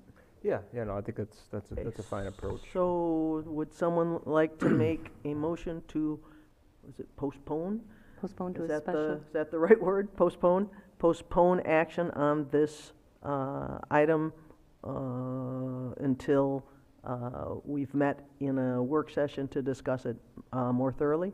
I just want to add one more thing to this. Yep. It's a lot of these events is that we as a city should be part of it also, and part of that is part of waiving part of it, so you have to just, we should put something into skin into the games, as Ryan said, skin on the games, and I said, and a lot of the events, the city should be part of that too, and some of these big events that we have here that benefit the people of Grand Haven, we have to take that in consideration, but I'm ready to just, if you want to have a work session on it, I'd be glad to do that, because there's a lot of points that I think needs to be brought up and talked about, because a lot of these, like I said, a lot of these things do a lot for our citizens here, and we got to take that in consideration for them also.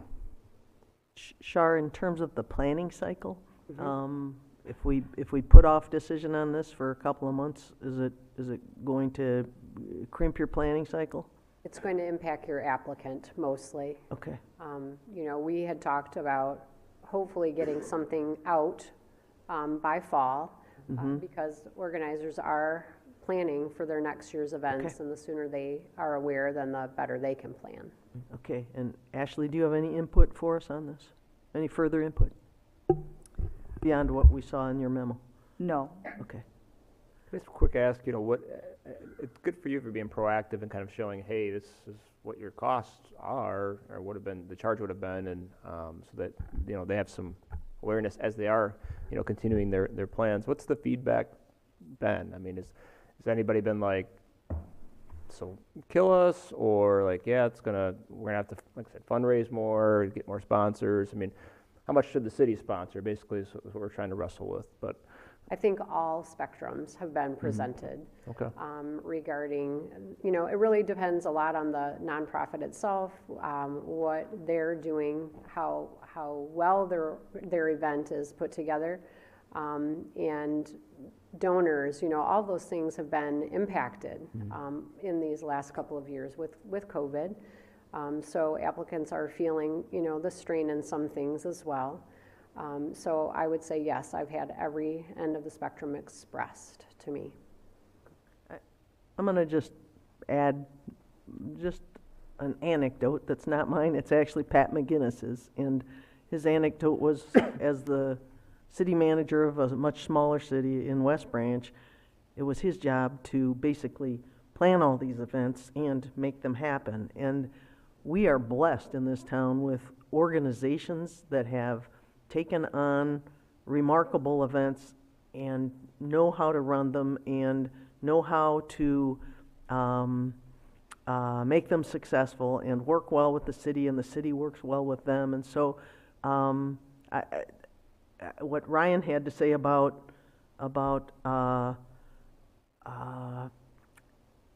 we couldn't hire an event planner for that would pull off the events that are the envy of many communities in our state.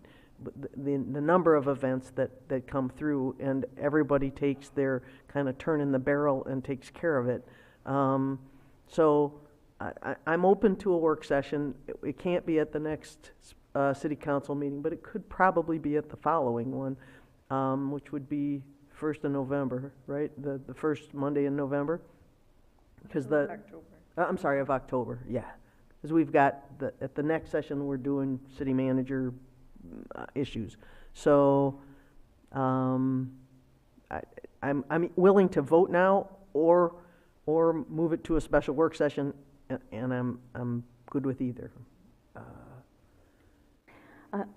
Yeah, I would be good. Would that work for you, Shar and Joy, if we did it, a work session, and then we went and we had it on the agenda to vote on in the regular session? I mean, could we actually deliberate on it?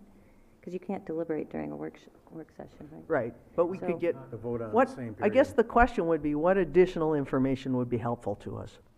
The one piece of information I don't have that I would like to see, but is just how it affects Coast Guard Festival. I think that because that's such a big issue, but other than that, I think Char's done a really good job, and the staff, putting together the money involved in it, how the money, the fees will affect. It's really hard to, I think, to quantify or even speculate about how charging a group, like I look at a group, one of my favorite groups is they were dancing on the Grand, but now they're music on the Grand, or is that right? Right, and I mean, it's a bunch of old timers, and most of them don't have a ton of money, and they don't have a lot of sponsorships, but they bring bands down to the river on Wednesday nights, and there's a lot of dancing going on that's keeping people healthy and fit and happy. So they are pretty low profile in terms of what they cost us, and also that we get, I think, a really big return from a group like that. So as a community, so if we want a special work session, which I'm open to, but I guess I'd be interested in hearing from everybody what it is we would like staff to provide us at the special work session, or is it just you want a deeper discussion among the council members? That's kind of where I am.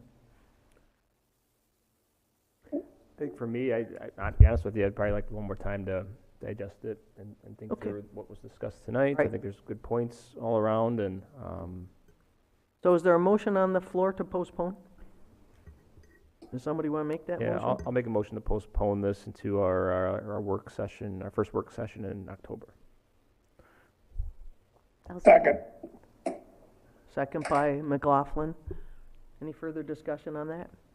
Okay. Could you call the roll, please? Cummins, Yes. McLaughlin, Yes. Fritz, Yes. Lowe, Yes. McNally. Yes. Shar, thank you very much. Thank you. Okay.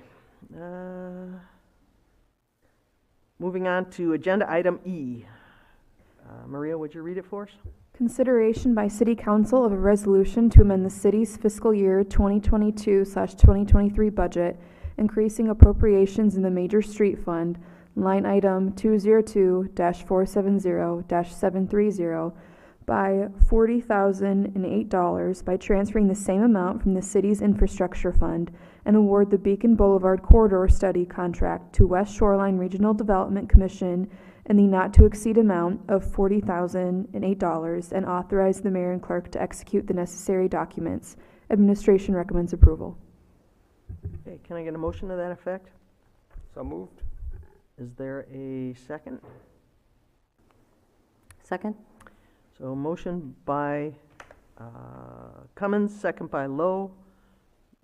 Derek, looks like you're up. I am, Your Honor. Derek Gates, Public Works Director for the city. As I outlined in my memo, this process started in 2017. It's 2022, so well, it was a slow boat, but then all of a sudden became a raging urgency where funding became available. This is $40,000 to help the city and MDOT work together on a study of Beacon Boulevard to look at not only traffic, that's what MDOT's looking for, but we're looking for pedestrian longevity of the beautification that happened when the boulevard originally was constructed, and safety improvements as well. So this is a $200,000 study in which the city is only participating in $40,000 of the cost because we found some additional funding through our MPO, our Metropolitan Planning Organization. So MDOT is kicking in $80,000. The MPO is utilizing $80,000 of funding for the study and the city. So they have MDOT kicked this off already. I apologize. This is after the fact. We were waiting for the documents to come, and all of a sudden they came after they started. So, but there's funding, and I believe that the funding source is what that the city coffers not only can afford, but the right location to draw the funds from. So this will take about a year or so before we'll finally have a draft or a final document to bring to you for consideration that how we plan on addressing the needs of the boulevard in the years. So this is only the study, so there would be construction or rehabilitation or any improvements would come later on with funding. Traffic-wise would come through MDOT, but beautification or even some pedestrians, safety could come through both of us or just the city. So we'll see what it brings. And Pat, had worked with the previous council significantly on what do we want to do? How do we? Mike was here when we talked about this. Make sure we preserve it and how. And so, long time coming, but here we are. Thanks, Derek. Mike, you got anything to say? Oh, yeah, I got a lot to say. Okay, go. Start out with, this is just an improvement of the boulevard, because remember last time when MDOT came through, their proposal was to wipe out the center and turn it into a super stacking for the bridge, actually, and making our town like any other town that has a highway that goes through it. And I was dead against it, and I still am. I think our boulevard makes us unique, makes it a place that people want to stop and enjoy. And if you put a highway and if they're going to do this study and they're going to put in more traffic lanes and that, I'm dead against it all completely right now. I just don't think we need that. There's only at certain times a high volume of traffic is with certain times. If you go out there right now, you can just fly through town. It's just that at certain times, or especially when they're working on the bridge. But if they're going to start messing around with the boulevard, we definitely need to keep that here. Otherwise, you're going to end up like every other town that when they put in a super highway through it, people just fly through your town and they don't stop. And it's a nice asset to have out there. And you're right, it needs a little sprucing up. I think that's what we said the last time, was it need to be cleaned up and straightened out a little bit. Trees are overgrown and stuff on that. And some of the egress is off in that, some of the roads, it needs to be more pedestrian friendly. We need to get off. My wife rides her bike on the other side of town all the time, so she only goes over to Grant Street because it's pretty easy for her to get across there. It's a nice street to cross over on. Washington is tough sometimes because it gets backed up from the bridge, but at Grant Street you can get your bike and you can get across pretty easily at that area. Mm-hmm. She lets me know, so I thank her very much. She likes to ride her bike, and she's always on the other side of town. She goes all the way out to the Board Light and Power, pays her bill there, and then comes back. She just enjoys riding on the other side of town. And there's very few places that you can actually get across with a bike in enough time, or even walking across. If that's what they're gonna do, I'm all for making it easier for them to get back and forth. But we need those back and forth roads no matter what. If you start cutting them off and saying no to this and that, it changes the whole pattern of our town. And you think we're divided now by a highway, you start putting more of those in, we're gonna be more divided. I'm not in favor of it at all, so I wanna keep us connected from one side to the other side. I have family on that side of town, and I have family on this side of town, and I wanna make sure that we both stay connected. Madam Mayor? Yes. Derek, Councilmember Fritz raises an interesting question. How do you do a traffic study if there's already all this construction going on? And wouldn't that impact any kind of traffic study? I mean, So that's where they hurried this process through, because they needed to get the actual traffic counts when the bridge was wide open this summer. So they're not doing it right now that the lanes are starting to close. This was back in June and July, and we just didn't receive the contract from the MPO. So they've done the summer traffic counts. component. Yeah. And we were very clear on those preferences of the previous council, and what Councilmember Fritz just mentioned about, this is the boulevard is there for a reason, and we don't need more lanes. MDOT is in the business of moving traffic, so that's what their belief is. But our belief is it runs through our community. As far as the traffic thing, we also wanted to make sure, there's lots of this $200,000 cost is a significant amount of those costs is studying the pedestrians, the lighting, the landscaping, the access and all that stuff. So actually, when we added to the actual scope of the document, that's when the price went up, and we were about 80 grand short. So a lot of it is our request, and it's from the previous council's direction. So yes, but one of the traffic count things I just want to mention is that we wanted to make sure that we got a busy weekend count as well, because that does show what our town actually goes through. But it's only a weekend count. Don't count it on the weekend and say this is all the time. We wanted those. Then there'll be traffic counts, I think, later this fall when off-peak as well. That's what I was going to say, because it would be weekend counts in June, July. That would be during our peak season, as opposed to during the winter time. Yeah, multiple times for those traffic counts. Brian, you got anything?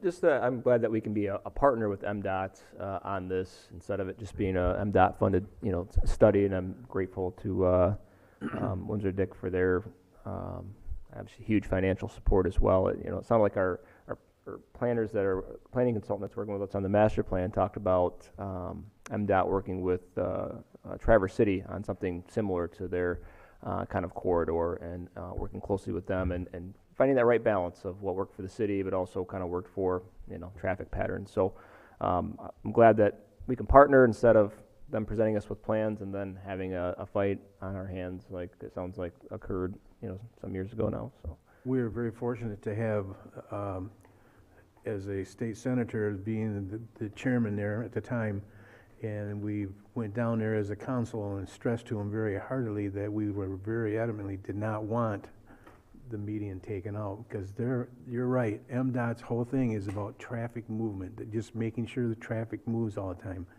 We have to look at our whole constituencies here in our town and how we want our town to look, and not how they want our town to look. We have to make sure we want it to look the way we want it, not them.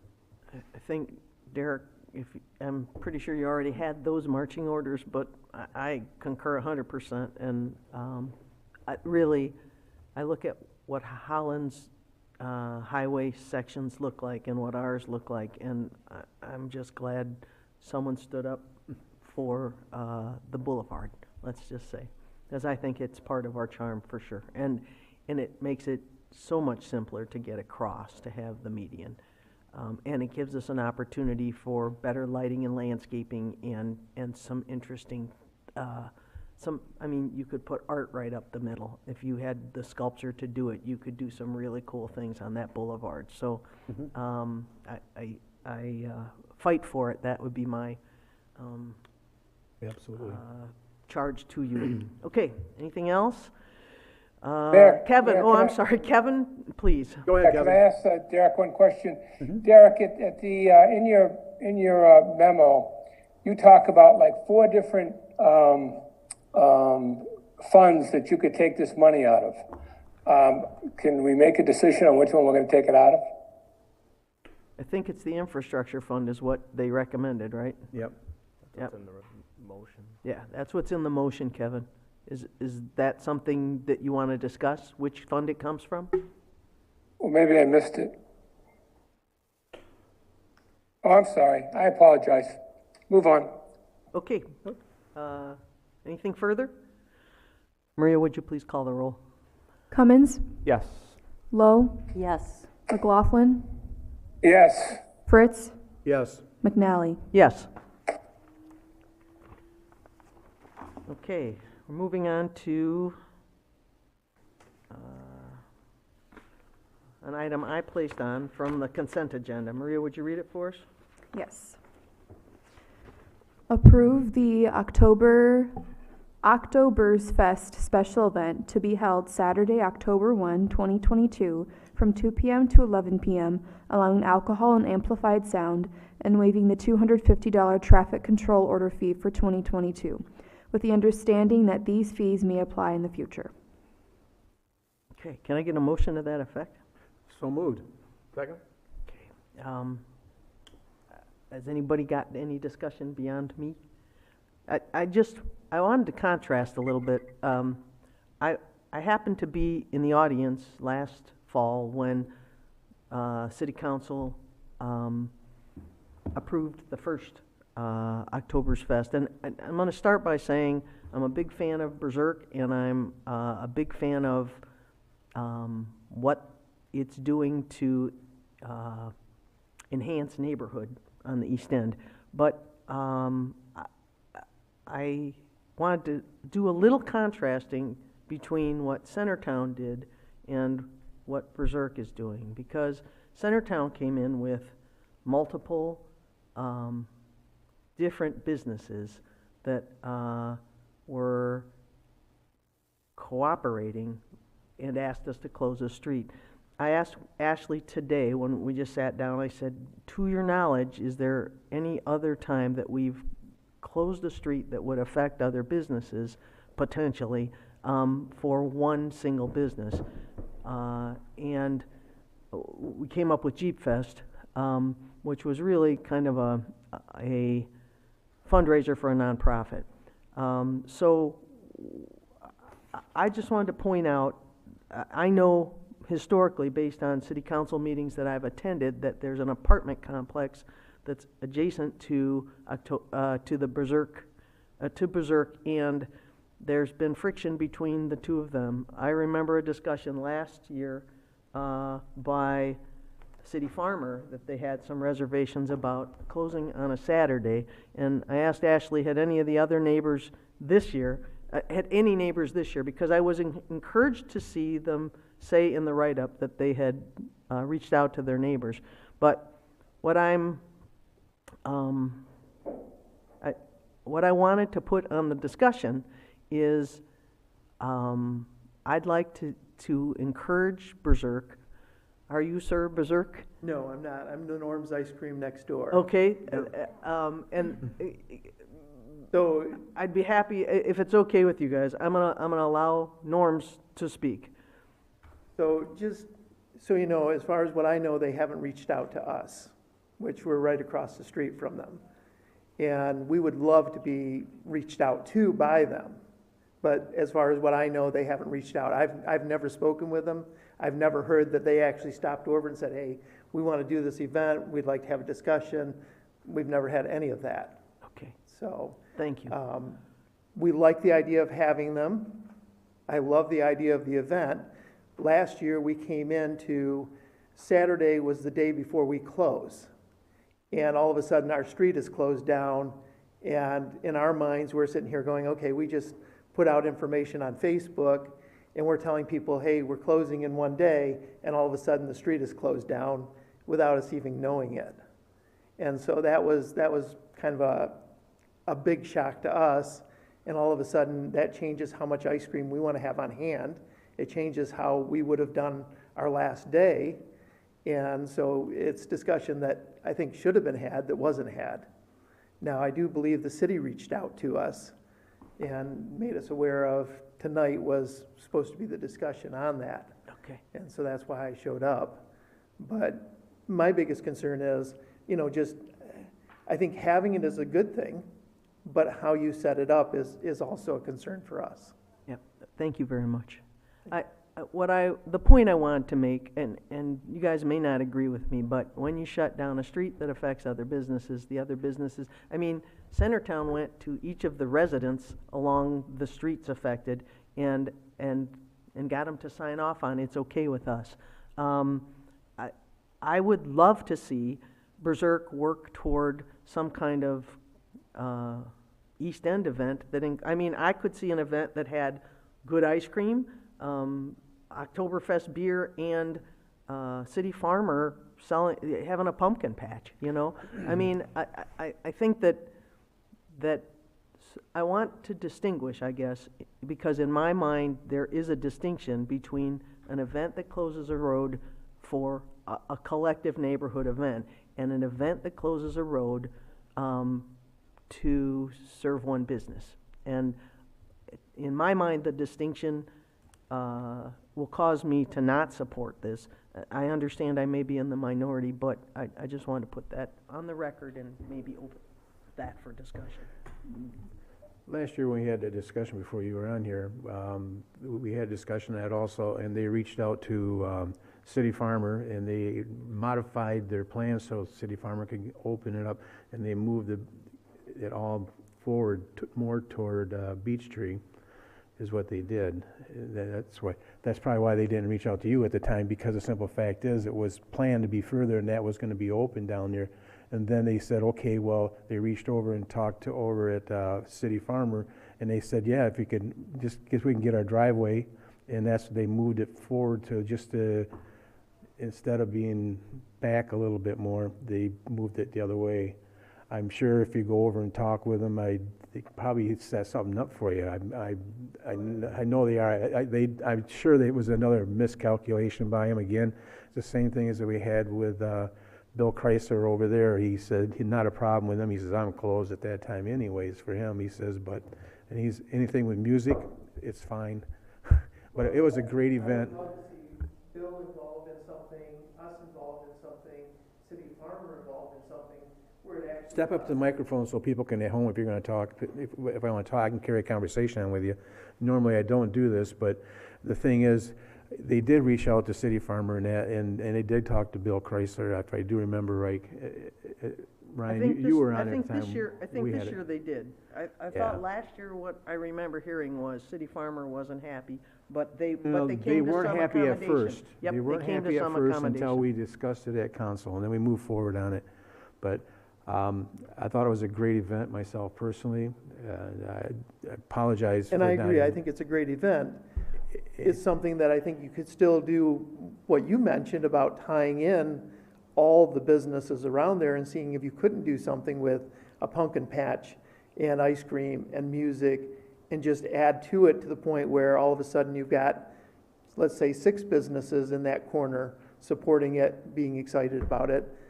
So yeah, my suggestion would be, if this passes tonight, is to reach out and try and get a little association of your own self there and tell them, hey, we all want to be part of this. We want to make it grow and do that on that point there.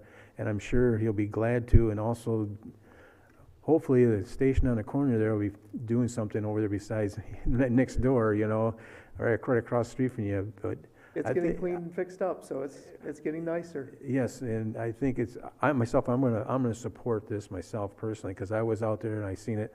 But in the future, they probably should reach out and talk to all the businesses. And I think maybe if all of you get together, because it's a small little group right there. There's 4 or 5 of you there, Even if you reach over to Sporties, they might, see Jim Goldman and say, hey, you want to help sponsor with this, be part of it, something else to do too, so I think you Madam reach Mayor, out. could I suggest we modify the resolution to make it conditional on collaborating with those? In the future? No, I I'm mean, not gonna- on this, is it so urgent? I It's agree with your interesting. logic about when we compare it to Centertown and what the Centertown folks did. This does seem to be very one-sided, single It took business. Centertown a couple tries. Oh, it did, but But I'm, now they I'm- got it down pat, Yeah. so, like, this is just a start for them too. I'm in favor of just moving forward with as written, but the only thing is, I think they should get together like that together. We just have Ashley send a memo out to Berserk and saying, hey, reach out and see if you can expand this a little bit further and get it, get everybody involved. or accommodate so that they can, yeah. I would like at least to see them acknowledge that if they're impacting a neighboring business or residents, they need, they need to build goodwill. Shar, it looks like you've got some input on that, and I can wasn't- look at the excuse me, date, Mayor. I can look at the date of this and tell you it's pretty time sensitive. Excuse me, Mayor, it really wasn't impacting any of the neighbors, because they moved the stage and that pass on in front of their store, like, down a little further, quite a bit further, so it wasn't the same thing as what they were complaining about at the meeting. The resident is actually right next door to the Knights of Columbus, is Right. what they were complaining about, but it wasn't anywhere near that part. That whole area was wide open, and they had plenty of room. They could come down the street, they could park in their driveway, they could go to their building, so there wasn't really no complaint for that to happen there for them. Ryan, I seen you there, me and you both enjoyed it, you seen how it was set up. But didn't it affect you last year, sir? So, Last year you said that you, so last year we closing- came in and we couldn't park in our one side. The road was closed off, so the employees couldn't park there. So then they took the other side. Again, we could talk to people across the street at the car repair and say, hey, can we park in your parking lot, and plan it the day before or a few days before, then we would be coordinated. We would know what we were coming into.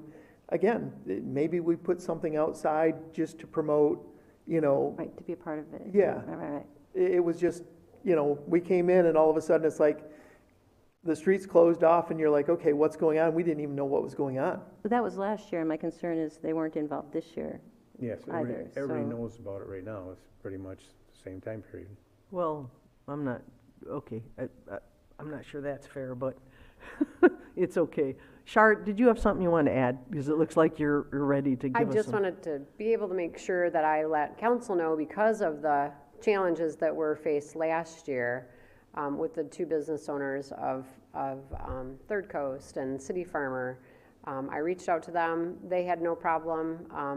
They got over the hurdles from last year and they thought it was a great event.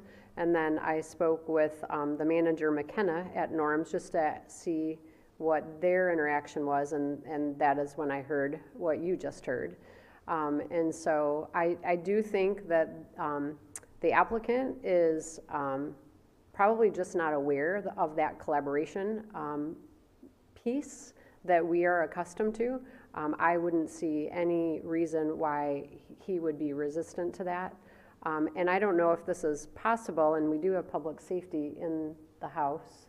I would just ask this question, because that parking space wasn't made available on the Washington Avenue side. I don't know if it's possible to move the street closure back without creating a safety issue. That would be the only thing that, that I would think would be a challenge. Okay. So that's. This isn't something, Move the street barrier back, it would be an issue. Yeah. Yeah. Where the street barrier was at, it blocked it off right at the front, Yeah. which was better than people pulling in and then going, okay, now what do I do? And having Right. a bigger mess. So I I think- don't disagree with where it was at. yeah, I think that issue and this level of detail, we probably can't address at this level, at this meeting, and I appreciate it and appreciate your input very much, sir. And we appreciate you guys reaching out to us. Yep. So, Okay, yep. So I think we should vote on the motion. And people, I brought that information up for discussion, and I think it's. I don't think we need to get into the final details of it. I think what we have right now is good. And in the future, just like Centertown, just called baby steps. There's little oversights and things like that. We can move forward. They'll be able to move forward on it and make it more of a unified event for down there on the east end. Right, I guess that's what I'm saying is, I would love to see it grow into that, but it's not that now, and we're voting to close a street for an individual business, so. I guess one other thing I would say is, should council decide to pass this, I would like our staff to send a strong message to them going forward that we are looking to the model of Centertown, and that would be expected, if they would like to continue. That'd be great. In the future. I think they're very community-oriented. I think the brew pub is, so I just, and I think Mike's right. Everybody learns as they go along, but you should look outside your boundaries to your neighbors if what you're doing will impact them. That's my orientation anyway. So, okay. Kevin, did you have anything further?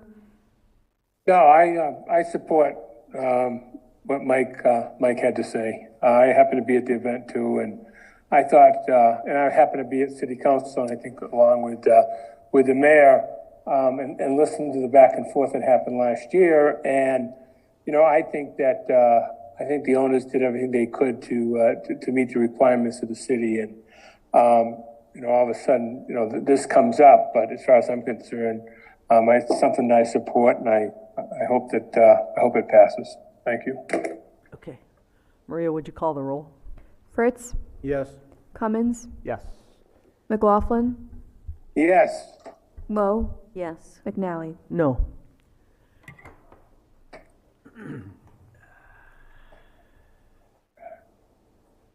Okay.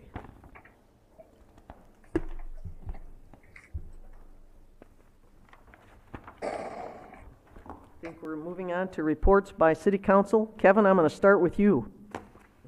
No, I'm good. I just want to get over this crazy COVID and be back to City Council live. Okay, thank you. Get better, Kevin. Thanks. Mike? Yeah, let's see. Where do we start? It's been 3 weeks, man. I tell you what, I think I've been every place and everywhere in this town. Anything has happened. So, start out with the big thing was Pedro's Pig Roast. I went out to that, and I tell you what, a great event. It was so much fun.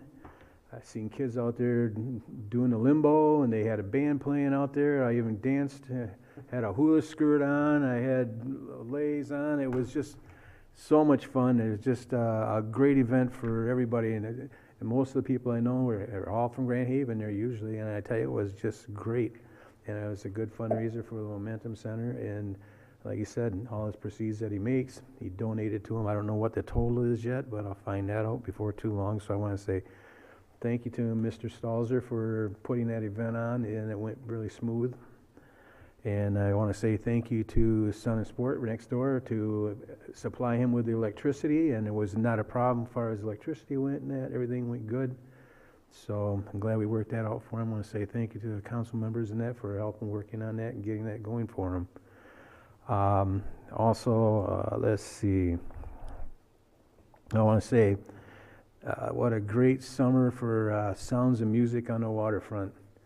I know they've had some difficult times. I want to say thank you to Courtyard Concerts for putting on the free Friday night concerts, and it's been well attended. It was unbelievable by putting on a free concert down there. What it does, it draws people down there. So I want to say what a great thing that was.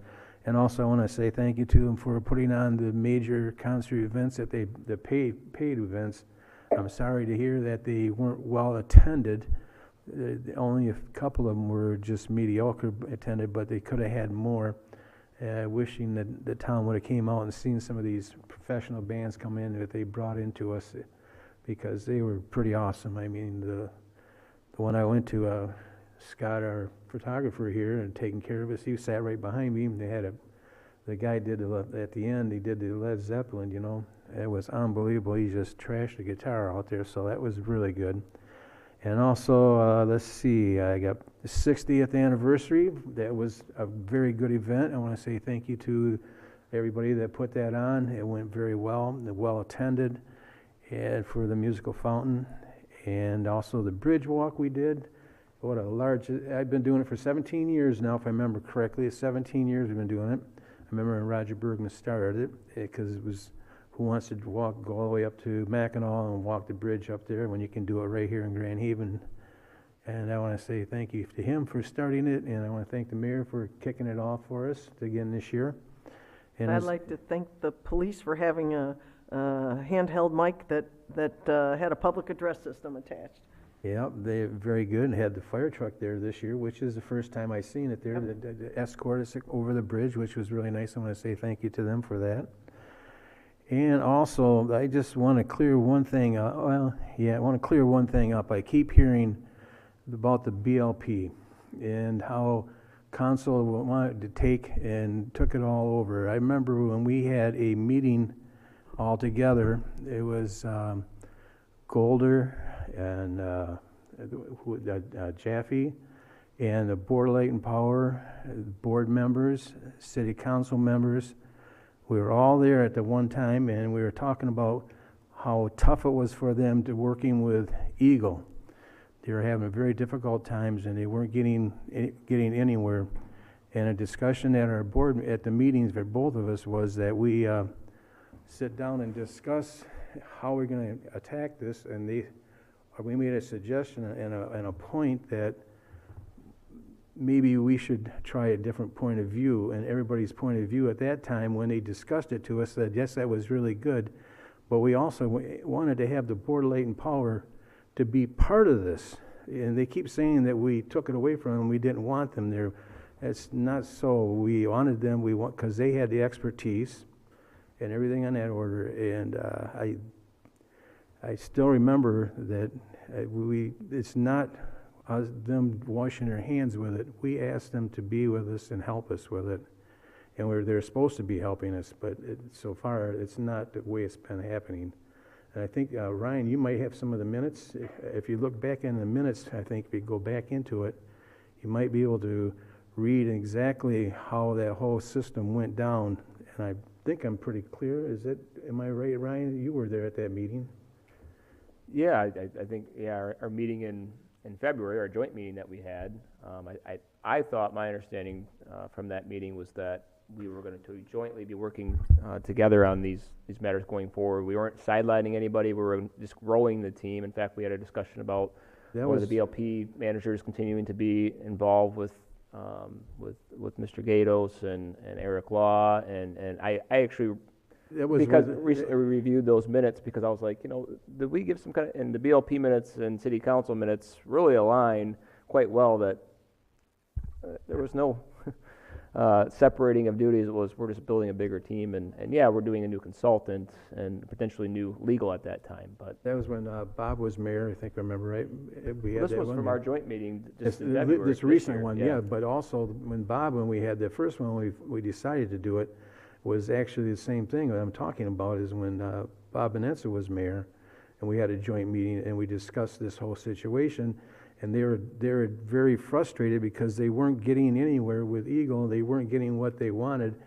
And then we said, hey, you want us to try another point of view? And they said, yes, let's try it once. And both boards at that time said, okay, let's go for it, we'll try it. So that's when we changed it around. And we did ask them to be with us. And it's not where they say that they're washing their hands of it. I don't believe that's the way it was. I know we were at that same meeting. It's just, I want to get the statement just true out there that we're not, we want them to be there. They have experts that have been in it. We've asked them to be with it, and they don't need to wash their hands. We are all together in this together, and that's what the whole premises was at one time. Okay. Thank you, Mike. Ryan? Yeah, I mean, along those lines, we wanted to have a joint meeting, and perhaps we, still schedule something to where so we can hear from HGR and get a little bit more detail. I see staff's working on kind of a timeline to kind of put out to the community to help them kind of understand those next steps. Perhaps us maybe diving a little bit more into some of that information with HDR and our staff would be beneficial. And we make another invite to the BLP that we would like them there. We really expect them to be there, to be partners on this and hear the same information. And if they want to discuss how we can do that going forward, let's have that discussion at that meeting as well. I'm all for, at very least, us making sure that we're up to speed. But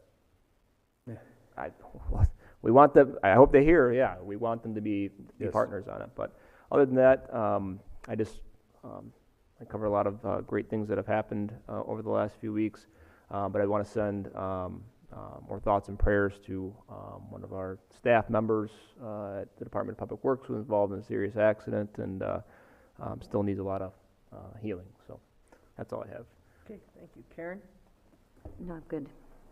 Okay, and I'd like to say the 60th Musical Fountain birthday party was a smash success, and I'd like to thank all the people who worked for really literally months, maybe even years, to put that thing together. And they did great things for the kids.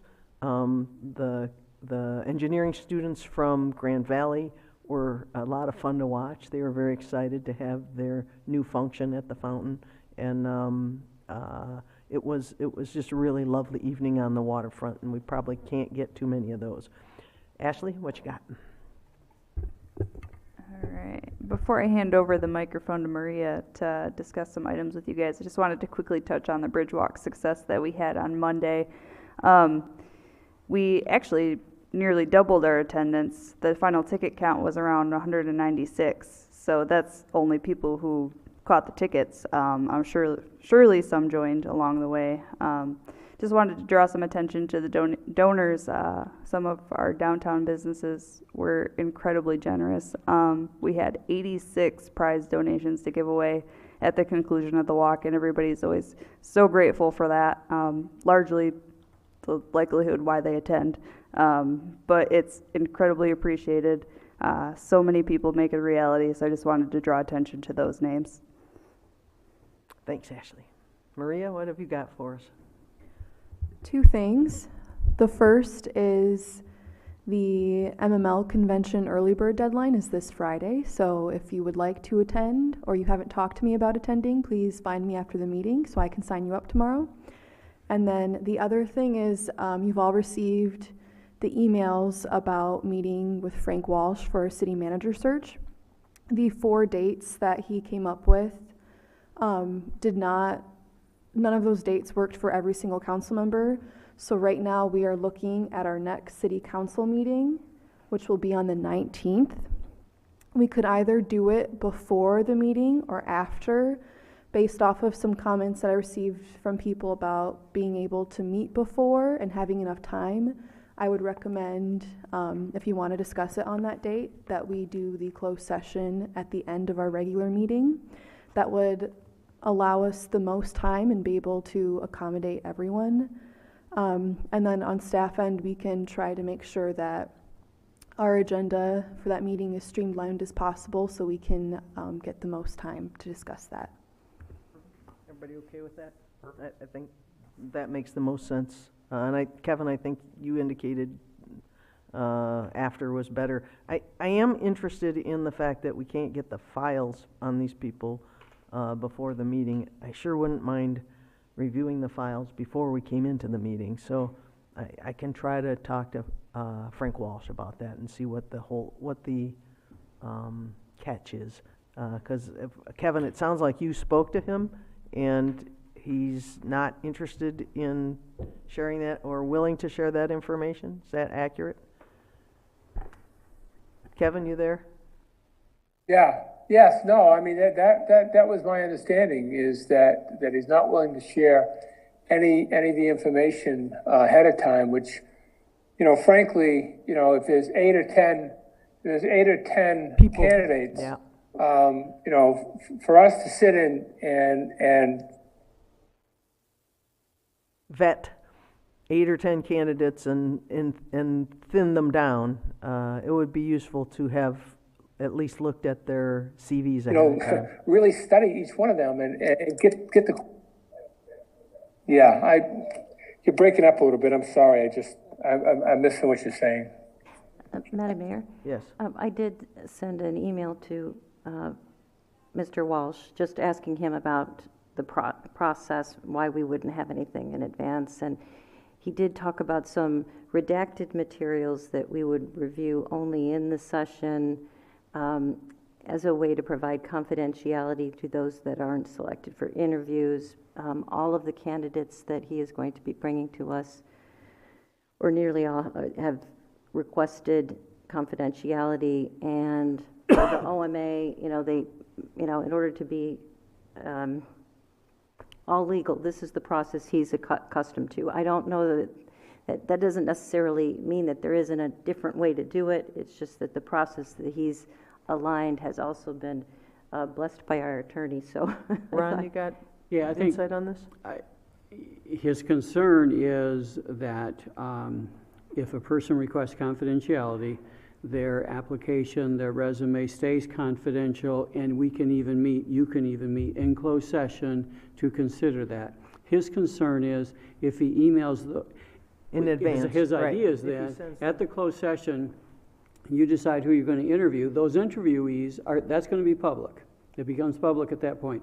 But anyone who's eliminated at that point, he's going to pick up and return from you all of the applications, resumes, interview sheets, etc., and he's going to destroy them. So there's no record, there's no electronic record of anyone who has interviewed with you, or no one's made extra copies. He has personally kept custody of those materials so that he can make sure that they're destroyed. That's his concern. It's a confidentiality thing. Understandable. We go into closed session. I understand the point, but it does make it difficult for you. We've had that in closed sessions where we've had some stuff brought to us that we had to turn back in because we couldn't let it go any further, so. Right. Well, that's understandable. I understand that part, I question. guess, It's but confidence. the idea that we're going to look through, I'm gonna call it 8 to 10 candidates, in a meeting, I'll need an hour to read this stuff. I was going to say, I need about, 20 to 30 minutes to just read and absorb that, and where it didn't seem very efficient. I guess it depends on how much information he's bringing, and maybe that would be helpful, but. That's why I thought Saturday morning was the best thing for us. At 9 o'clock in the morning, you got till noon or whatever, you had plenty of time to go through it. I thought that was the most appropriate time for us. Sounded like someone couldn't make Saturday morning, was that accurate? I think there were different Saturday mornings that we couldn't, someone couldn't make. If I recall, I don't remember who, but there were 2 people who couldn't make the 17th, or at least that's what was conveyed to me. Yeah, I can make this Saturday. I can't make the following Saturday. I have another commitment. Okay. I think this Saturday was an option on your list, correct? It was an option. Obviously, Kevin wouldn't be able to make that. Right. Well, I don't. Yeah, I can't guarantee I can be there. Yeah. And no offense, but COVID. that might be okay with us. Yeah. I think I'd better have you just stay where you are, Kevin, if you got COVID. And Well, That's understandable. but- okay, I guess we look for a relatively streamlined 7:30 meeting. Can we start our meeting earlier? Is that, if we notice it, Ron? Yes? Yes? You may change the date of a regularly scheduled meeting and post Or notice. the time? Because I think it's gonna be the date will be the same, but. The time, Yeah. start Can- time. You can change the date, so if you can change the date, you can certainly change the time. Okay, Yes. so, Ryan, I know you're working. Mike, I know you're working. What's the Can you do a earliest you can 6 be? o'clock? Or a 6:30? 6:30 is going to be a little probably more 6:30? comfortable. Yep. 6:30? I can make it anytime. Kevin, 6:30 on, what's the date? Yeah, that's fine. The 19th? That's fine with me. I think that Yep, would be a that's lot fine with better. me. We'll be a lot more functional if we're not doing this at midnight. 6:30 for the regular meeting. 6:30 for the regular meeting. Hopefully, it takes an hour or less. And, closed session to and then, well, we'll see. It could be, it's possible. We might And- have to skip council reports. Right. And then we move into the closed session, that I would expect to take several hours. Okay, that sounds like a plan. Got anything else for us, Maria? We should probably have a motion to change the time of the regular meeting, if we Okay. can do that. So Can- moved. Yeah, we'll second it. Okay, motion to change the meeting on the 19th of October to 6:30 PM commencement. September 19th. September 19th. September 19th, sorry, I'm moving fast. You're looking for snow. We've got, I think we've already discussed, so I don't want snow, oh my goodness. Call the roll. Lowe, Yes. Fritz, Yes. McLaughlin, Yes. Cummins, Yes. McNally. Yes, will you communicate that to Mr. Walsh, Maria? Yes. Okay, thanks. Anything else, anybody? We are adjourned. Thank you very much. No, Oh, no, we You need gotta it, have yes, public we comment. do, sorry. We're not adjourned. So close, Joy. it's not that Second late. call to the audience. At this time, members of the audience may address council on any item, whether on the agenda or not. Those addressing council are asked to provide their name and address and will be limited to 3 minutes of speaking time. Council will hear all comments for future consideration, but will not have a response at this time. Those not physically present who would like to call in may dial 616-935-3285. If it continues ringing, please remain on the line until your turn. We will take all callers. The chair recognizes Joy Gash. Thank you. I'll be really brief. Joy Gash, President of the Chamber of Commerce, One South Harbor. I just want to make a really quick comment about the fees. I compliment Shar looking at them, but I would suggest that you think very, very carefully about how you move forward. There are always going to be exceptions. 2 exceptions that I noticed tonight when Shar was talking about the WISE summer camp. That summer camp there's scholarships that are given out for kids to be there in the summer. It's childcare for so many parents that don't get it some other way. And to start charging them 10% of whatever their revenue is going to have a tremendous impact on what they can do for camp. That's one of the exceptions. Another one is Central Park with WGHN. They're a not-for-profit. They're a for-profit, and they put on a concert that's free for the community. They do get sponsors, but it brings an atmosphere to that park. So those are just a couple of things that are going to come up. So there's always going to be an exception of some sort. We as an organization that does a lot of events, we pay for the services we get from the city, and we gladly do that. But if there are other fees that are added on top of it, then it's going to make us question whether or not we're going to be able to do them or not. And I think that's true with any not-for-profit. So I understand the need for fees, but it's maybe fee for service, not fee for use of property. Just throwing it out there. So with that, I will let everybody get home for the evening. Thank you, Joy. This is important. Yep, go ahead, Ryan. I just want to clarify something you said. We're not looking at charging 10% of somebody's revenues or profits. That was not what was proposed. I Well, want to make sure that's clear. the 10% of the rental fees. of the rental fees per day. Right. Yeah. Right. Yep, no, I understand that. I just want to clarify before somebody thinks that we're charging 10% of For the Y their camp. revenues. Right, And right. that's not the case. So- But we did have the discussion about the tickets for the Coast Guard Festival, which is their revenue stream. Yep. So, Yep, that's fair.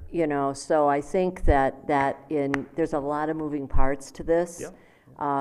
It is important that it gets settled, because if we're all going to be requested to get or required to get our applications in for next year by November or December, then we need to be able to figure out what we're doing. And so I appreciate all the hard work that Shar has done, and Ashley and everybody else that's been involved in this process, because it's not easy.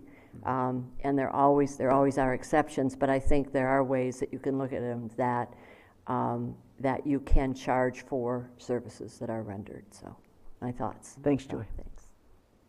Okay, now we're adjourned. Thank you, everyone. Thank you.